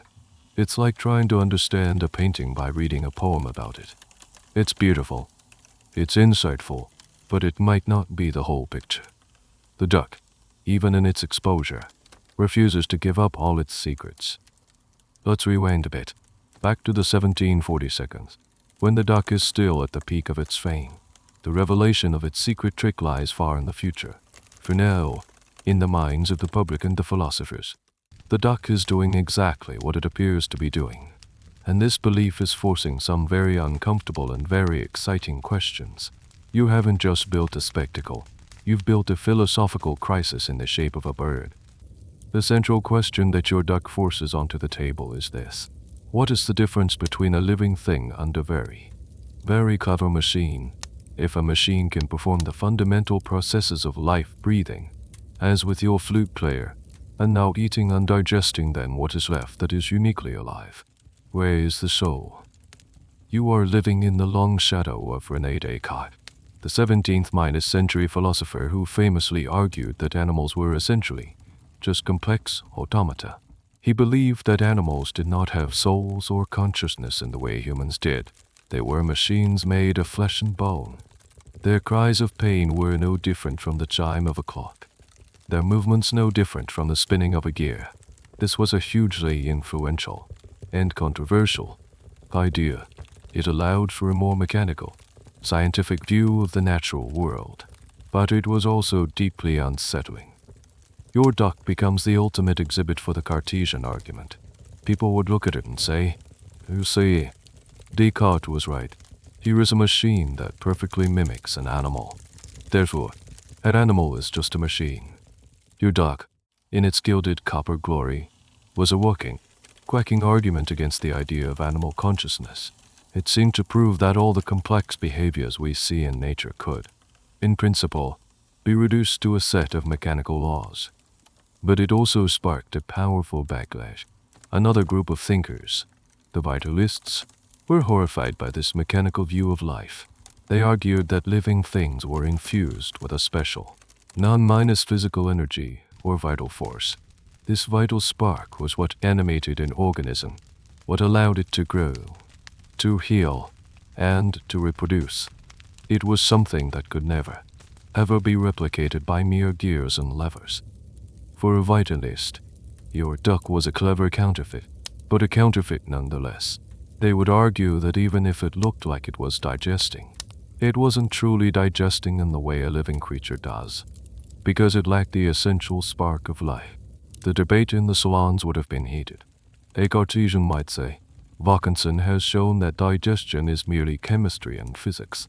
A vitalist would retort, "Vaucanson has shown that you can build a clever puppet, but he has not created life. He has only proven how miraculous real life truly is by creating such a complex yet hollow imitation." The academic debate that still swirls around this topic is how much you, Vaucanson, intentionally waded into this philosophical war. Were you a staunch Cartesian, building the duck as a deliberate piece of philosophical propaganda? Or were you a neutral engineer, fascinated by the mechanical challenge, who was surprised when your creation was co-opted into these grand debates? Your own writings are frustratingly practical. You write like an engineer, focusing on the mechanics, the bellows, the levers. You rarely indulge in grand philosophical statements. This has led some historians to argue that you were primarily a craftsman, and the philosophical implications were a happy and profitable byproduct. Others argue that your silence is telling that in an age of censorship, you let the machine speak for itself, making its radical point more powerfully than you ever could in print. A strange little side-effect of this man or machine debate was its influence on early science fiction. Your automata, and the questions they raised, became a source of inspiration for writers. They began to imagine futures filled with mechanical men, exploring themes of creation, consciousness, and what it means to be human. Mary Shelley's Frankenstein, though written much later, comes from this same tradition of questioning the boundaries between the created and the creator. Your duck, in a way, is a quaint, comical ancestor of every philosophical robot and AI in popular culture today. So while you are busy counting your ticket receipts, your duck is out in the world, doing far more than you designed it to do. It's not just reforming a digestive cycle. It's challenging people's most fundamental beliefs about their own existence. It's forcing them to look at their pets, at the birds in the sky, and at themselves, and ask a deeply unsettling question. Are we all just complex, self-winding clocks, ticking away until our mainspring finally breaks? Your beautiful, fraudulent machine has become a mirror, reflecting the deepest anxieties and wonders of a revolutionary age. The year is 1743. The European tour has been a success. Your fame is secure, and your fortune is made. But you are, by all accounts, tired of being a showman. The endless repetition, the maintenance, the gawking crowds, it has all lost its luster. You are an inventor, a creator, and your mind is already turning towards new, more practical challenges. So, you make a decision that shocks many of your admirers. You sell your celebrated trio of automata. The buyers are a group of merchants and financiers from your home region near Lyon. They see the automata not as scientific instruments or works of art, but as a proven, money-making enterprise. They buy the whole package. the flute player, the tambourine player, and the star attraction, the digesting duck. For you, the sale represents a clean break. It's a significant infusion of cash that will fund your future endeavors, and it frees you from the daily responsibilities of being the duck guy. You hand over the keys, the instruction manuals, the custom minus-built crates, and you wash your hands of the whole affair. For the duck, this is the beginning of a long, slow, and rather sad decline. It is the moment it becomes an orphan. As long as it was with you, its creator, it was maintained with an almost parental love and an unmatched technical understanding. You knew its every quirk, every delicate connection. Now, it is just a piece of property, an asset on a balance sheet. The new owners continue to exhibit the automata, but the magic is already starting to fade. They are businessmen, not scientists or showmen. The presentation loses its intellectual framing, its philosophical edge. It becomes less of a scientific demonstration and more of a straightforward freak show. The price of admission is lowered to attract a wider, less discerning audience. The sense of high-minded society wonder begins to dissipate, replaced by a more common, vulgar curiosity. And, crucially, the maintenance begins to suffer. The mechanics hired by the new owners are competent, perhaps, but they are not you. They don't have your intuitive understanding of the machines. When a part breaks, they might fashion a crude replacement instead of a perfect copy. When a movement becomes stiff, they might apply a bit of grease rather than undertaking the painstaking process of disassemblage and cleaning. The slow, insidious creep of entropy begins. The academic debate here focuses on the nature of genius objects. Can an object that requires the constant, intimate care of its creator ever truly survive them? Or is it doomed to a slow decay, like a painting that can never be touched up by the original artist? The argument is that your automata were not static objects like a sculpture. They were dynamic, performing objects, and their performance was intrinsically linked to your personal expertise. Separated from you, they were like a brilliant orchestra that had just lost its star conductor. They could still play the notes, but the music was no longer the same.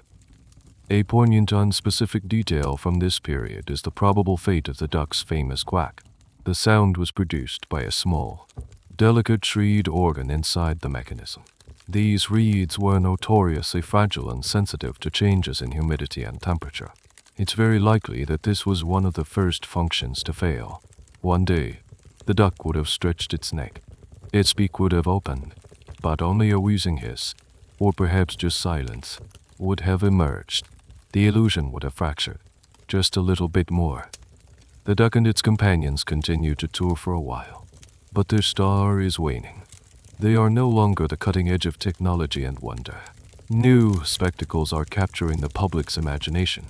The world is moving on. Eventually, the consortium of owners disbands, and the automata are sold off again. Perhaps individually this time. This is where the historical trail begins to get a little murky. The duck begins its long, sad journey through a series of private hands. It becomes a collector's item, a curiosity. It is bought by a wealthy nobleman, who perhaps displays it in his cabinet of curiosities. A static, silent object next to a stuffed crocodile and a strange mineral. It is no longer performing. It is a relic. Then, perhaps, that nobleman's estate is sold off, and the duck is bought by a dealer in antiques and scrap metal, a man who knows the legend but has no idea how to make the machine work, and doesn't much care. It sits in the back of a dusty shop, its gilded copper skin tarnished, its intricate mechanisms seized up with rust and neglect. The elegant creature that once captivated kings and philosophers is now just a strange, broken toy, waiting for its next owner, and slipping further and further into obscurity. Its first life, as a star, is over. Its second life, as a piece of forgotten history, has begun. While your famous duck begins its slow slide into obscurity, you are embarking on the second, and arguably more impactful, act of your career. With the money from the sale of your automata and your growing reputation as a master of mechanics, you catch the attention of the French government. They see in you not just an entertainer, but a man who can solve practical, industrial problems. They offer you a prestigious and challenging new role, Inspector of the Royal Silk Manufactories. It's a surprising career change. You're retrading the glamour of the Parisian stage for the noisy, dusty world of textile mills. You move to Lyon, the heart of the French silk industry, a city whose wealth is built on the threads spun by countless silkworms and woven by thousands of skilled artisans. But this industry, for all its importance, is deeply inefficient. The looms are complex, operated by hand, and require highly skilled, and therefore expensive, labor. The government wants you to apply your mechanical genius to this problem. They want you to automate the process. You dive into this new challenge with the same obsessive energy you once devoted to your automata. You spend months in the workshops of Lyon, studying the looms, talking to the weavers, and learning the intricate process of creating complex pattern fabrics like brocade and damask. You see that the key bottleneck is the draw boy. This was a child or an assistant who had to sit on top of the loom and manually lift and lower the individual warp threads according to a set pattern, allowing the weaver to pass the shuttle through. It was tedious, slow, and prone to error. Your goal is to create a machine that can replace the draw boy, a mechanical brain that can store the pattern and automatically control the lifting of the threads. The solution you devise is revolutionary. It's a loom controlled by a perforated paper tape or a series of punched cards. Picture this. You have a long roll of paper. For each row of the fabric's design, you punch a pattern of holes into the paper. This paper tape is then fed over a cylinder with holes that correspond to the hooks controlling the warp threads. Where there is a hole in the paper, a hook passes through and lifts a thread. Where there is no hole, the thread stays down. As the paper tape advances, a new line of the pattern is read by the machine, and the threads are lifted accordingly. It is, in essence, the same principle as the programming drum in your flute player, but applied to a far more practical purpose. And instead of a heavy, permanent brass drum, you are using a flexible, easily replaceable paper tape. This means you can change the pattern of the fabric simply by swapping out the roll of paper. It is a programmable loom. In 1745, you demonstrate your new automated loom. It works brilliantly. It can weave complex patterns faster, more accurately, and with less labor than any manual loom. It is a machine that could transform the entire textile industry. But the reaction is not what you expect. Unlike the adoring crowds in Paris, the silk weavers of Lyon are furious. They see your invention not as a marvel of progress, but as a direct threat to their livelihood. They see a machine that will take their jobs, devalue their highly specialized skills, and concentrate wealth in the hands of the factory owners.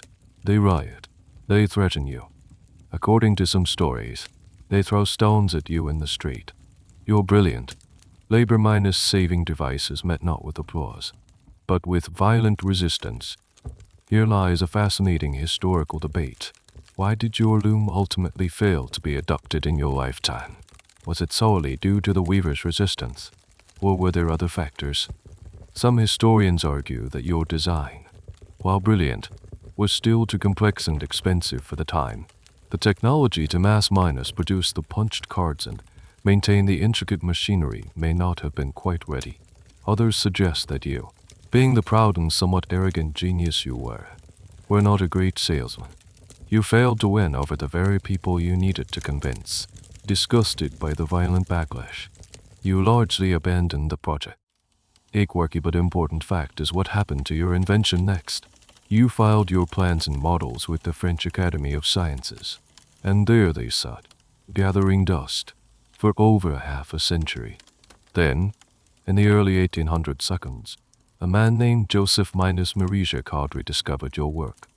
He took your concept of the punched card controlled loom, refined it, made it more robust and practical, and successfully introduced it to the world.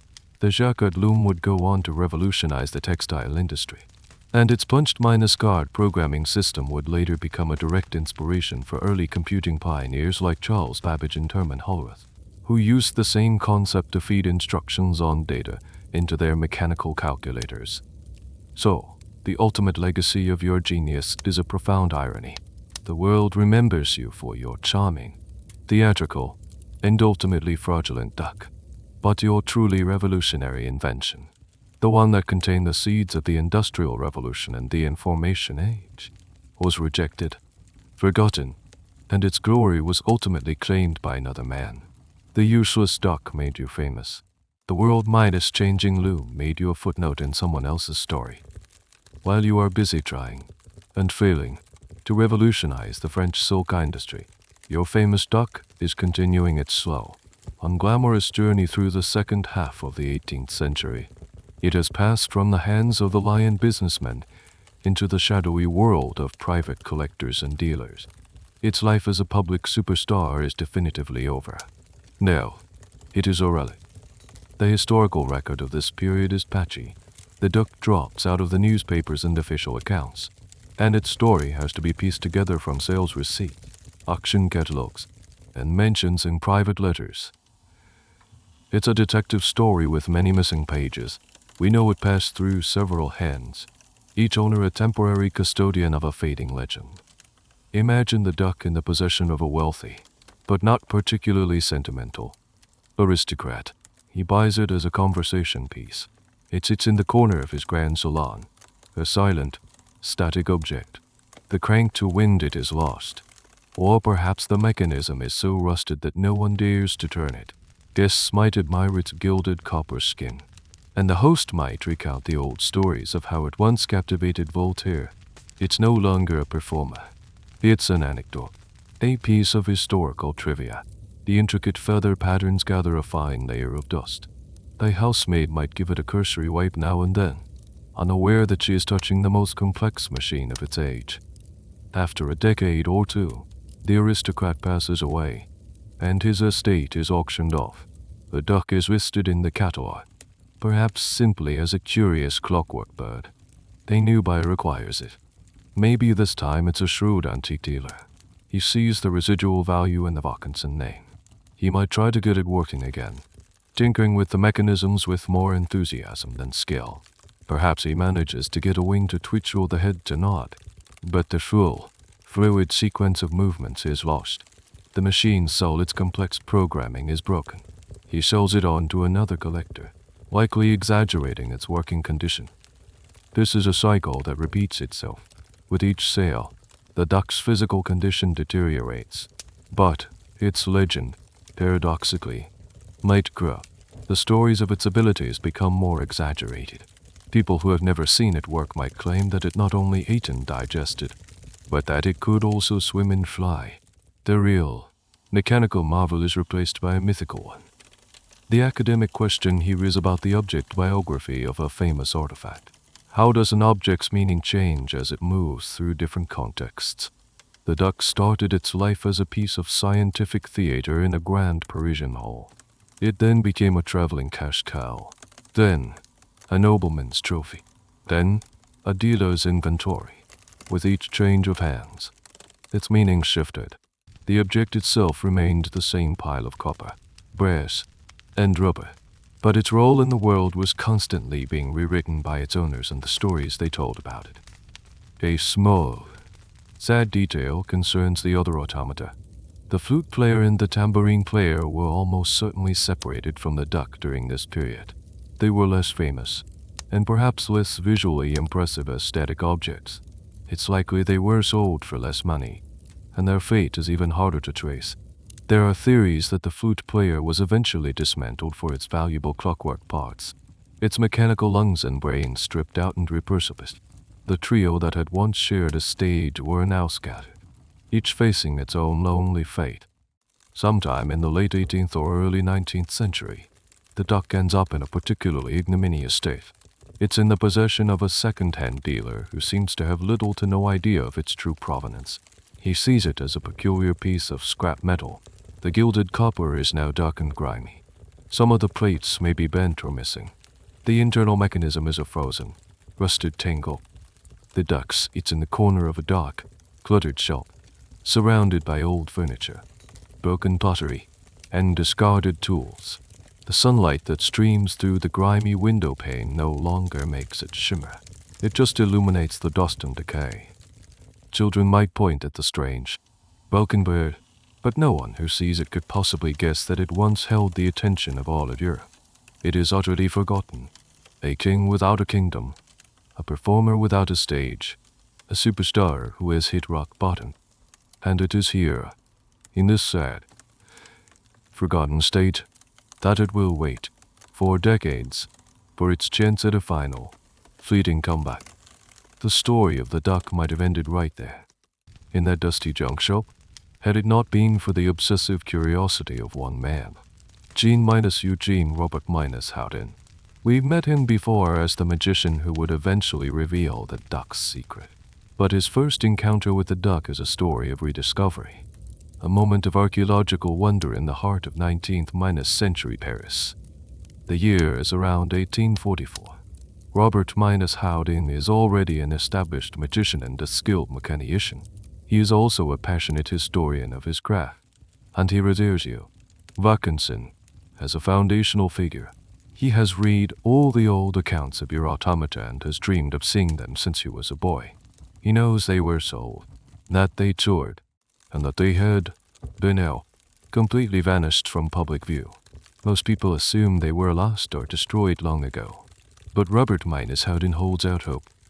He spends his spare time scouring the antique shops and flea markets of Paris, always keeping an eye out for any sign of your lost masterpieces. It's a long shot, a treasure hunt with a map made of century-old rumors. And then, one day, he finds it. Picture the scene. He walks into a cramped, poorly lit shop, filled with the usual brick-brack, and in a dark corner, under a pile of dusty canvases, he sees a familiar shape. A flash of tarnished, gilded copper, the curve of a neck, the unmistakable form of a large bird on a pedestal. His heart must have leapt. He pulls away the canvases, and there it is, the digesting duck. It is in a truly wretched state. It's covered in a thick layer of grime. The elegant copper skin is dented and blackened with age. One of the wings is broken, hanging limply at its side. The pedestal is cracked, and the clockwork brain within is a silent, rusted mass. To anyone else, it would be a piece of junk, but to Robert Howden, it is the Holy Grail. He can see past the dirt and decay to the legendary machine beneath. He negotiates with the shopkeeper, who has no idea of the object's true worth and is probably happy to be rid of the bulky, broken bird. Robert Howden buys the duck, along with a collection of other broken down automata parts that the dealer is lying around. He arranges for it to be transported to his workshop. It's a moment of triumph. He has rescued a fallen king from exile. Now begins the painstaking process of restoration. Robert Howden is like a surgeon operating on a patient who has been neglected for 100 years. He carefully, reverently, begins to clean the duck's exterior, polishing the gilded copper until some of its former gleam returns. Then, with the delicate touch of a master clockmaker, he opens up the pedestal and confronts the mechanical jungle within. It's worse than he feared. The rust is pervasive. Wires have snapped. Rubber tubes have perished and turned to dust. Gears are frozen solid. He begins the slow, methodical process of disassembly. Each part he removes is a piece of a puzzle. He cleans it, rusts it, studies its function, and tries to understand its place in the grand scheme of your design. It is during this intimate, hands-on process that he uncovers the duck's greatest secret. The separate compartments for the swallowed grain and the pre-loaded waste. He sees the brilliant trickery firsthand. His goal is to restore the duck to full working order, to make it perform again for a new generation.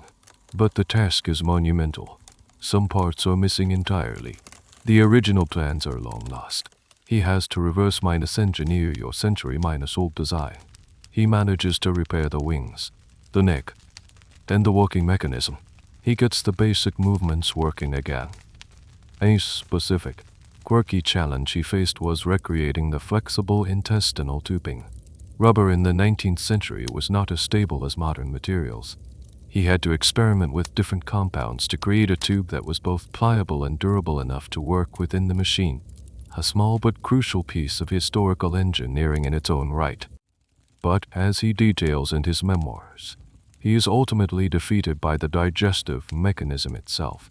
He claims the system was so complex and had been so damaged by a previous, clumsy attempt at repair by an unknown owner that he could not fully restore it.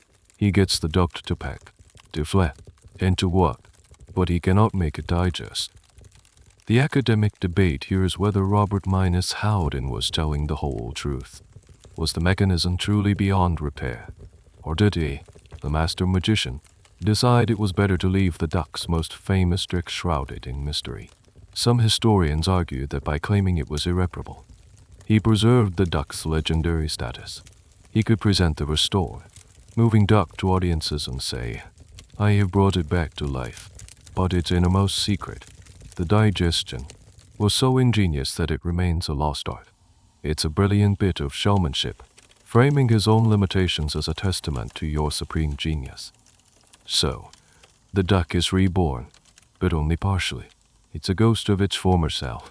It can move, it can charm, but it can no longer perform the scandalous, miraculous act that made it a legend. The magician has rescued the duck from oblivion, but he cannot, or will not, restore its soul. Robert Minus Howden's restoration of the duck is a partial success, but he is a busy, famous man with his own career to manage. The duck, for all its historical importance, is a side project. After a period of owning it, studying it, and perhaps using it in some of his theatrical shows as a grand historical curiosity, he decides to sell it.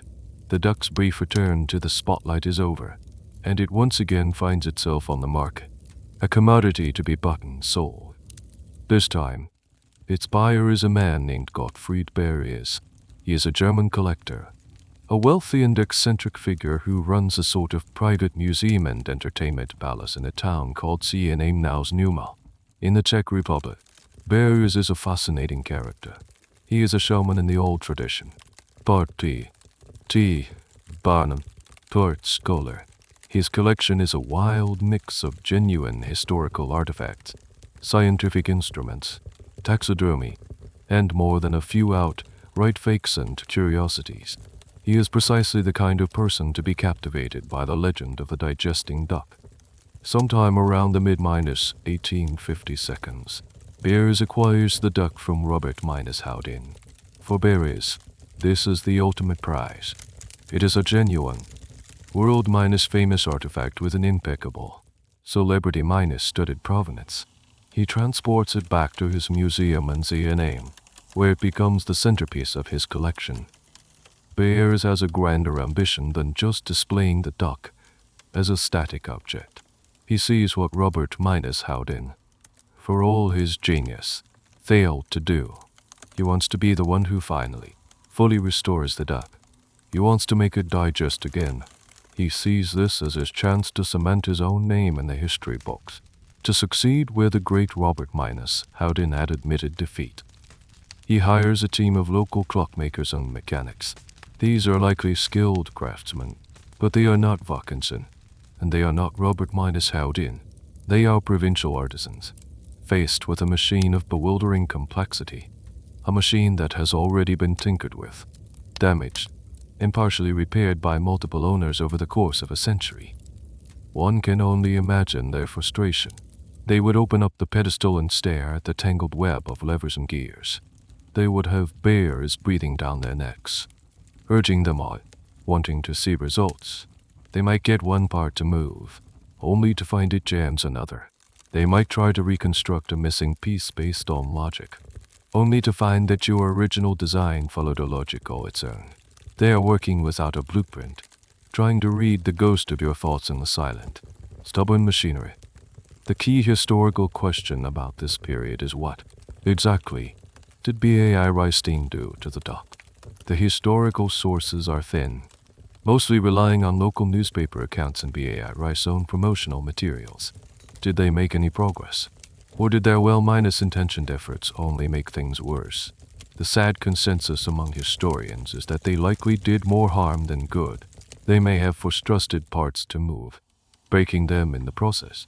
They might have routed wires incorrectly, or simplified parts of the mechanism they didn't understand, permanently destroying the subtle logic of your original design.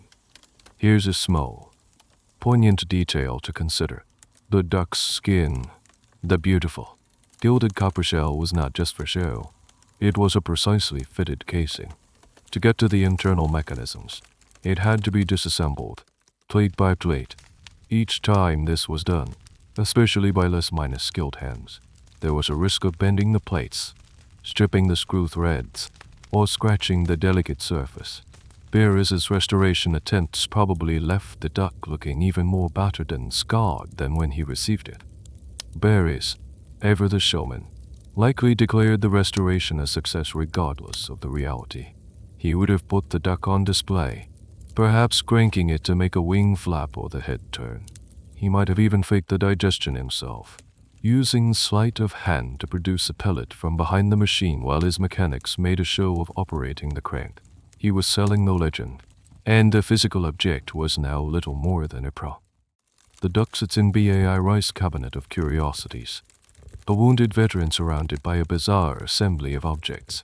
It is a star, yes, but a faded one, performing its old hits in a rundown casino, far from the grand theaters of its youth.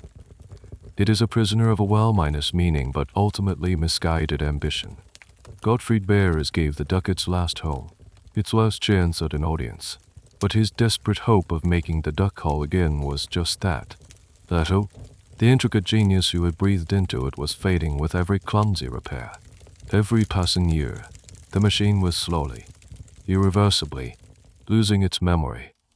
The final chapter of the duck's physical existence is shrouded in the smoke and confusion of history, a sad and ambiguous end for an object that had brought so much sharp-edged clarity to the debates of its time. We are still in ZENA, in Gottfried Barris's Museum of Wonders. The year is now 1879. The duck has been in Barris's possession for a couple of decades. It is old, tired, and likely in a state of deep disrepair, a shadow of its former, gleaming self. Barris himself is getting on in years, and his collection, once a celebrated local attraction, is perhaps losing some of its appeal. The world is changing rapidly. The age of steam and steel is in full swing.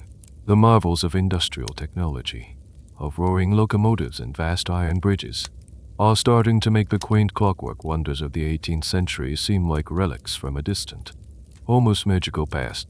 A pooping mechanical duck, even a legendary one, has to compete with the genuine magic of the telegraph and the nascent promise of the electric light. Barris passes away, and the fate of his vast, eclectic collection is thrown into uncertainty. His heirs have little interest in maintaining the strange museum.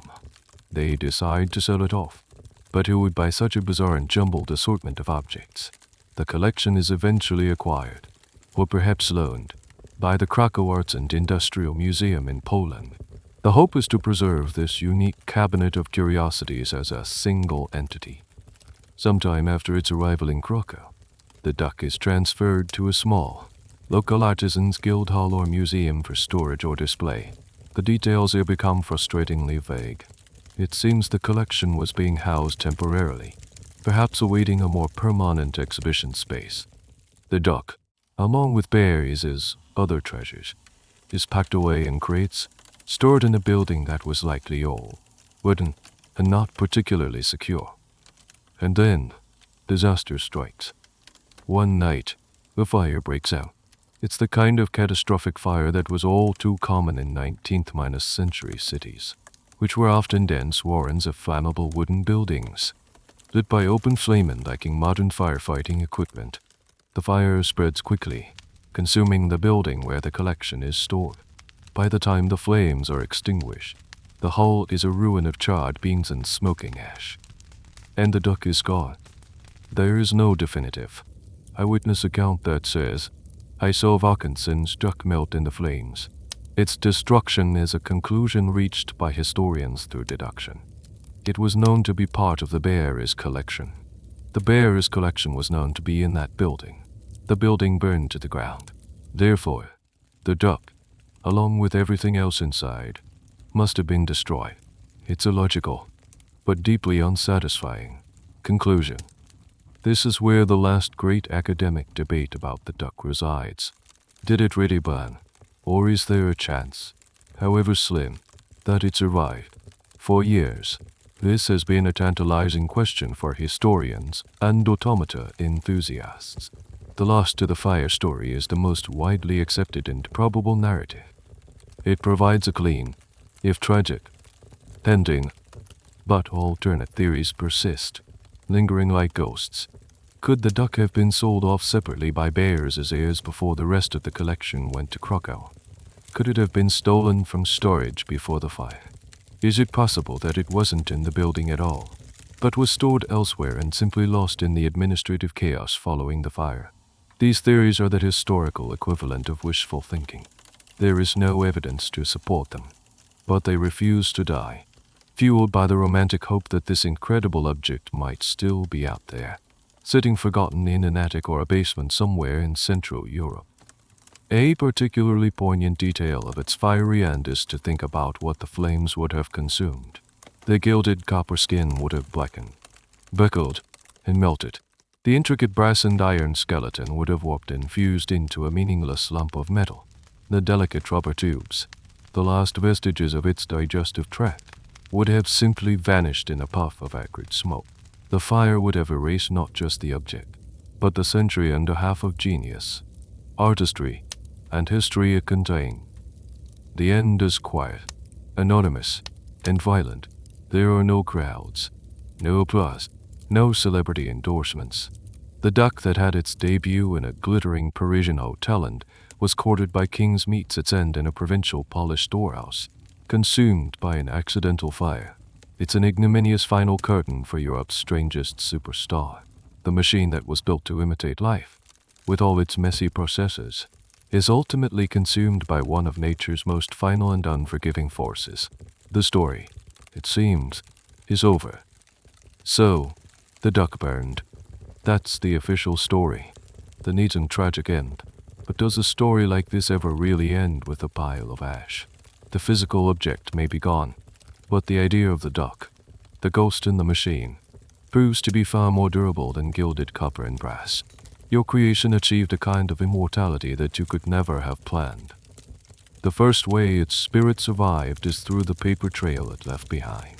You, being the meticulous engineer you were, created detailed diagrams and notes on its construction. While many of these were lost, some key drawings survive, preserved in archives. These sketches are like the creature's fossilized remains. Historians and engineers can study them, marveling at the complexity of the wing mechanism or the elegant logic of the programming drum. They can't bring the duck back to life, but they can reconstruct its anatomy on paper, keeping the technical genius of its design from being completely forgotten.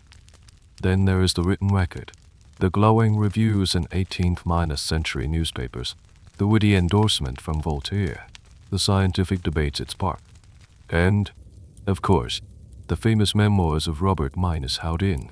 Each of these accounts is a different lens through which to see the duck. They tell us not just what the duck did, but what it meant to the people who saw it. It's a rich, complex legacy of reactions, interpretations, and myths. The duck exists as a character in the story of the Enlightenment, as real as any human figure of the age. But perhaps the most tangible way the duck's ghost lives on is through its descendants, the modern replicas. For centuries, the duck was the stuff of legend, an object no living person had seen perform. But in the late 20th and early 21st centuries, a new breed of creative art artist, part engineer, part historian has taken on the ultimate challenge, rebuilding the duck. One of the most famous modern replicas was created by a Swiss clockmaker and automaton builder named François Junet, using your surviving diagrams, Robert Houdin's descriptions, and a healthy dose of his own incredible skill. He set out to build a new digesting duck from scratch. It was a monumental undertaking. He had to become a historical detective, sourcing materials and recreating fabrication techniques from the 18th century. A specific, fascinating challenge he faced was the sound. How to replicate the duck's quack.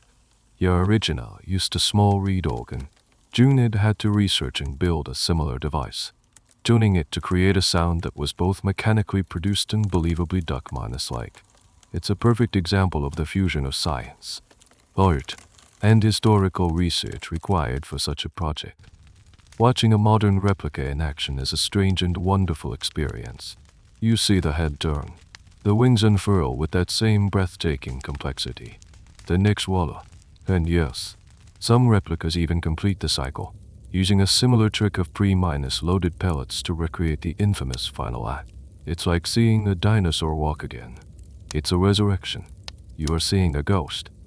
The academic debate that surrounds these replicas is about authenticity. Can a modern copy truly be considered a Vaucanson duck? Obviously not, in a literal sense. But can it replicate the experience? The argument is that since your original was a performance piece, a faithful, working replica might actually be a more authentic way to understand it than by looking at the broken, static original in a museum.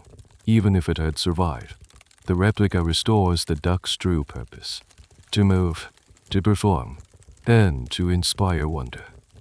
The ghost of your duck haunts us in other ways, too.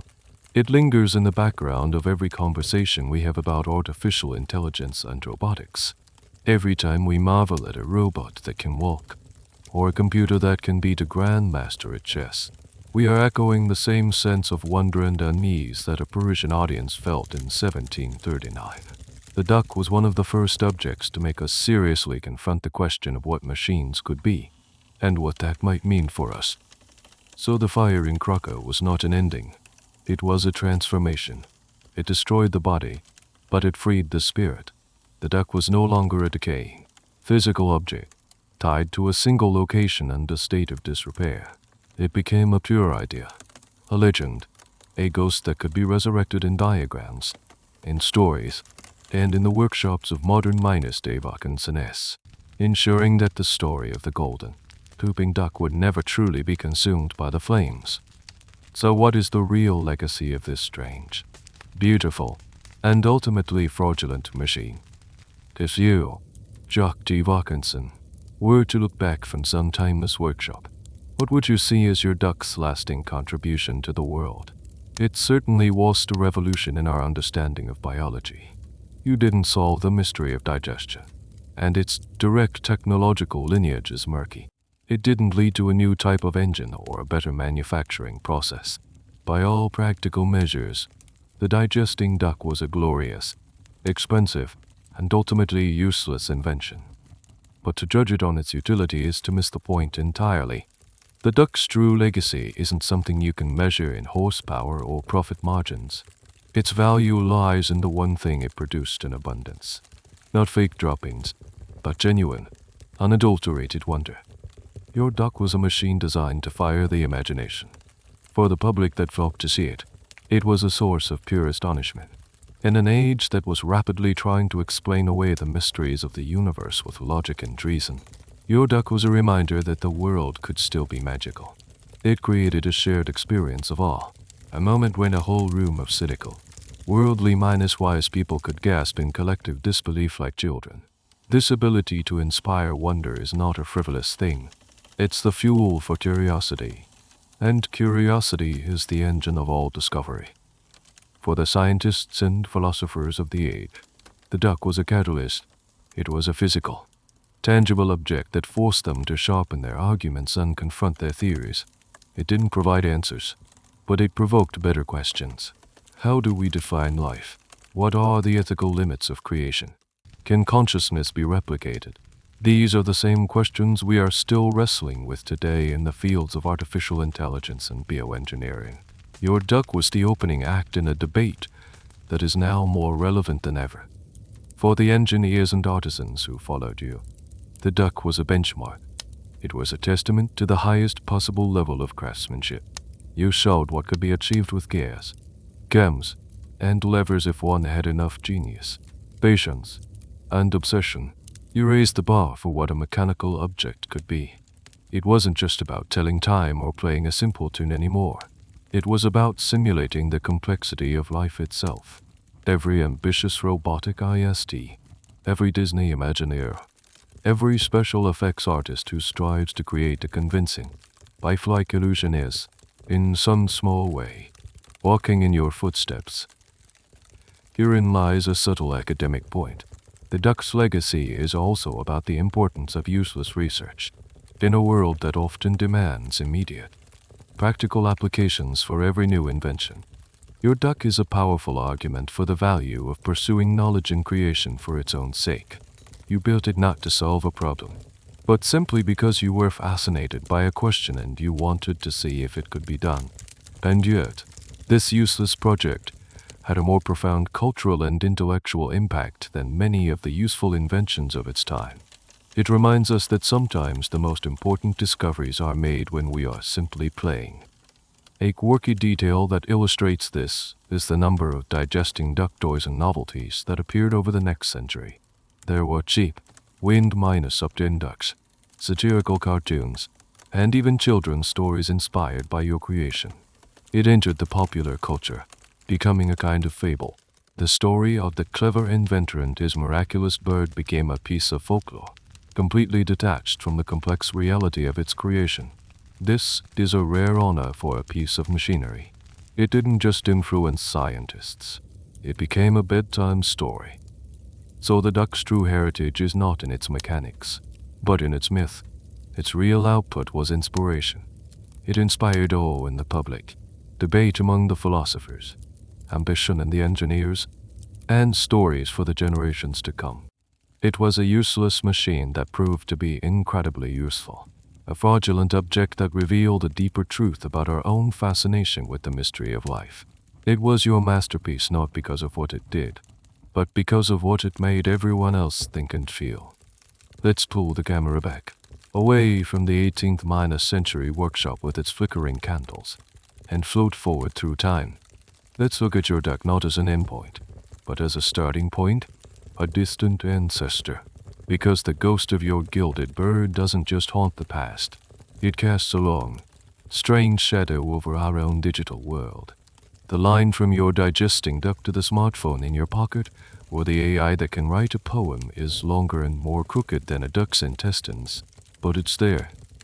The most direct, though often forgotten, connection is through your other great invention, the automated loom. As we saw, your idea of using a punched paper tape to store a pattern A programmable mechanical memory was refined by Jacques. That Jacquard loom, with its read-only memory of punched cards, directly inspired the English mathematician Charles Babbage in the 1832. Babbage dreamed of a machine he called the analytical engine. It was a massive, steam-powered mechanical calculator that could be programmed to perform any mathematical task. And how did he plan to feed it instructions on data? With punched cards, a direct borrowing from the world of textiles. Babbage's analytical engine was never fully built in his lifetime, but its design is the blueprint for the modern computer. It had a mill the CPU, to store the memory, and a reader for input. It was a general-purpose computer, conceived in a world of steam and brass. So, you can trace a direct lineage. Your Flute Player's programming drum evolved into your loom's paper tape, which was adopted by Babbage for his computer, which laid the foundation for the entire digital age. It's a wild thought.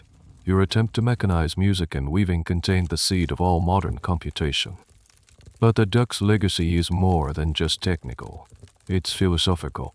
The duck was one of the first mainstream objects to spark the can a machine thing debate. In your time, the question was, can a machine digest? Today, we ask, can an AI feel?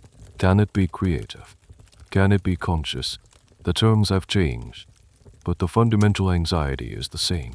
It's the anxiety of creating something that mimics us so well that it challenges our own sense of uniqueness. Every time a new AI model is released that can create startlingly realistic images or write truly human-like text, we have a collective Vaucanson's duck moment. There's the initial wave of wonder and amazement. Then comes the debate. Is it really intelligent? Or is it just a very sophisticated trick? A form of high-minus-tech mimicry? This is the exact same debate that raged in the Paris salons of 1739. The skeptics today who say that AI is just a stochastic parrot, mindlessly remixing data it was trained on, are the intellectual descendants of the people who suspected your duck had a hidden compartment.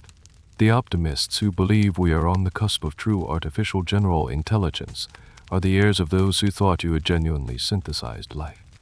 The academic field of artificial life, or A-life, which uses computer simulations to model living systems, is a direct continuation of your project.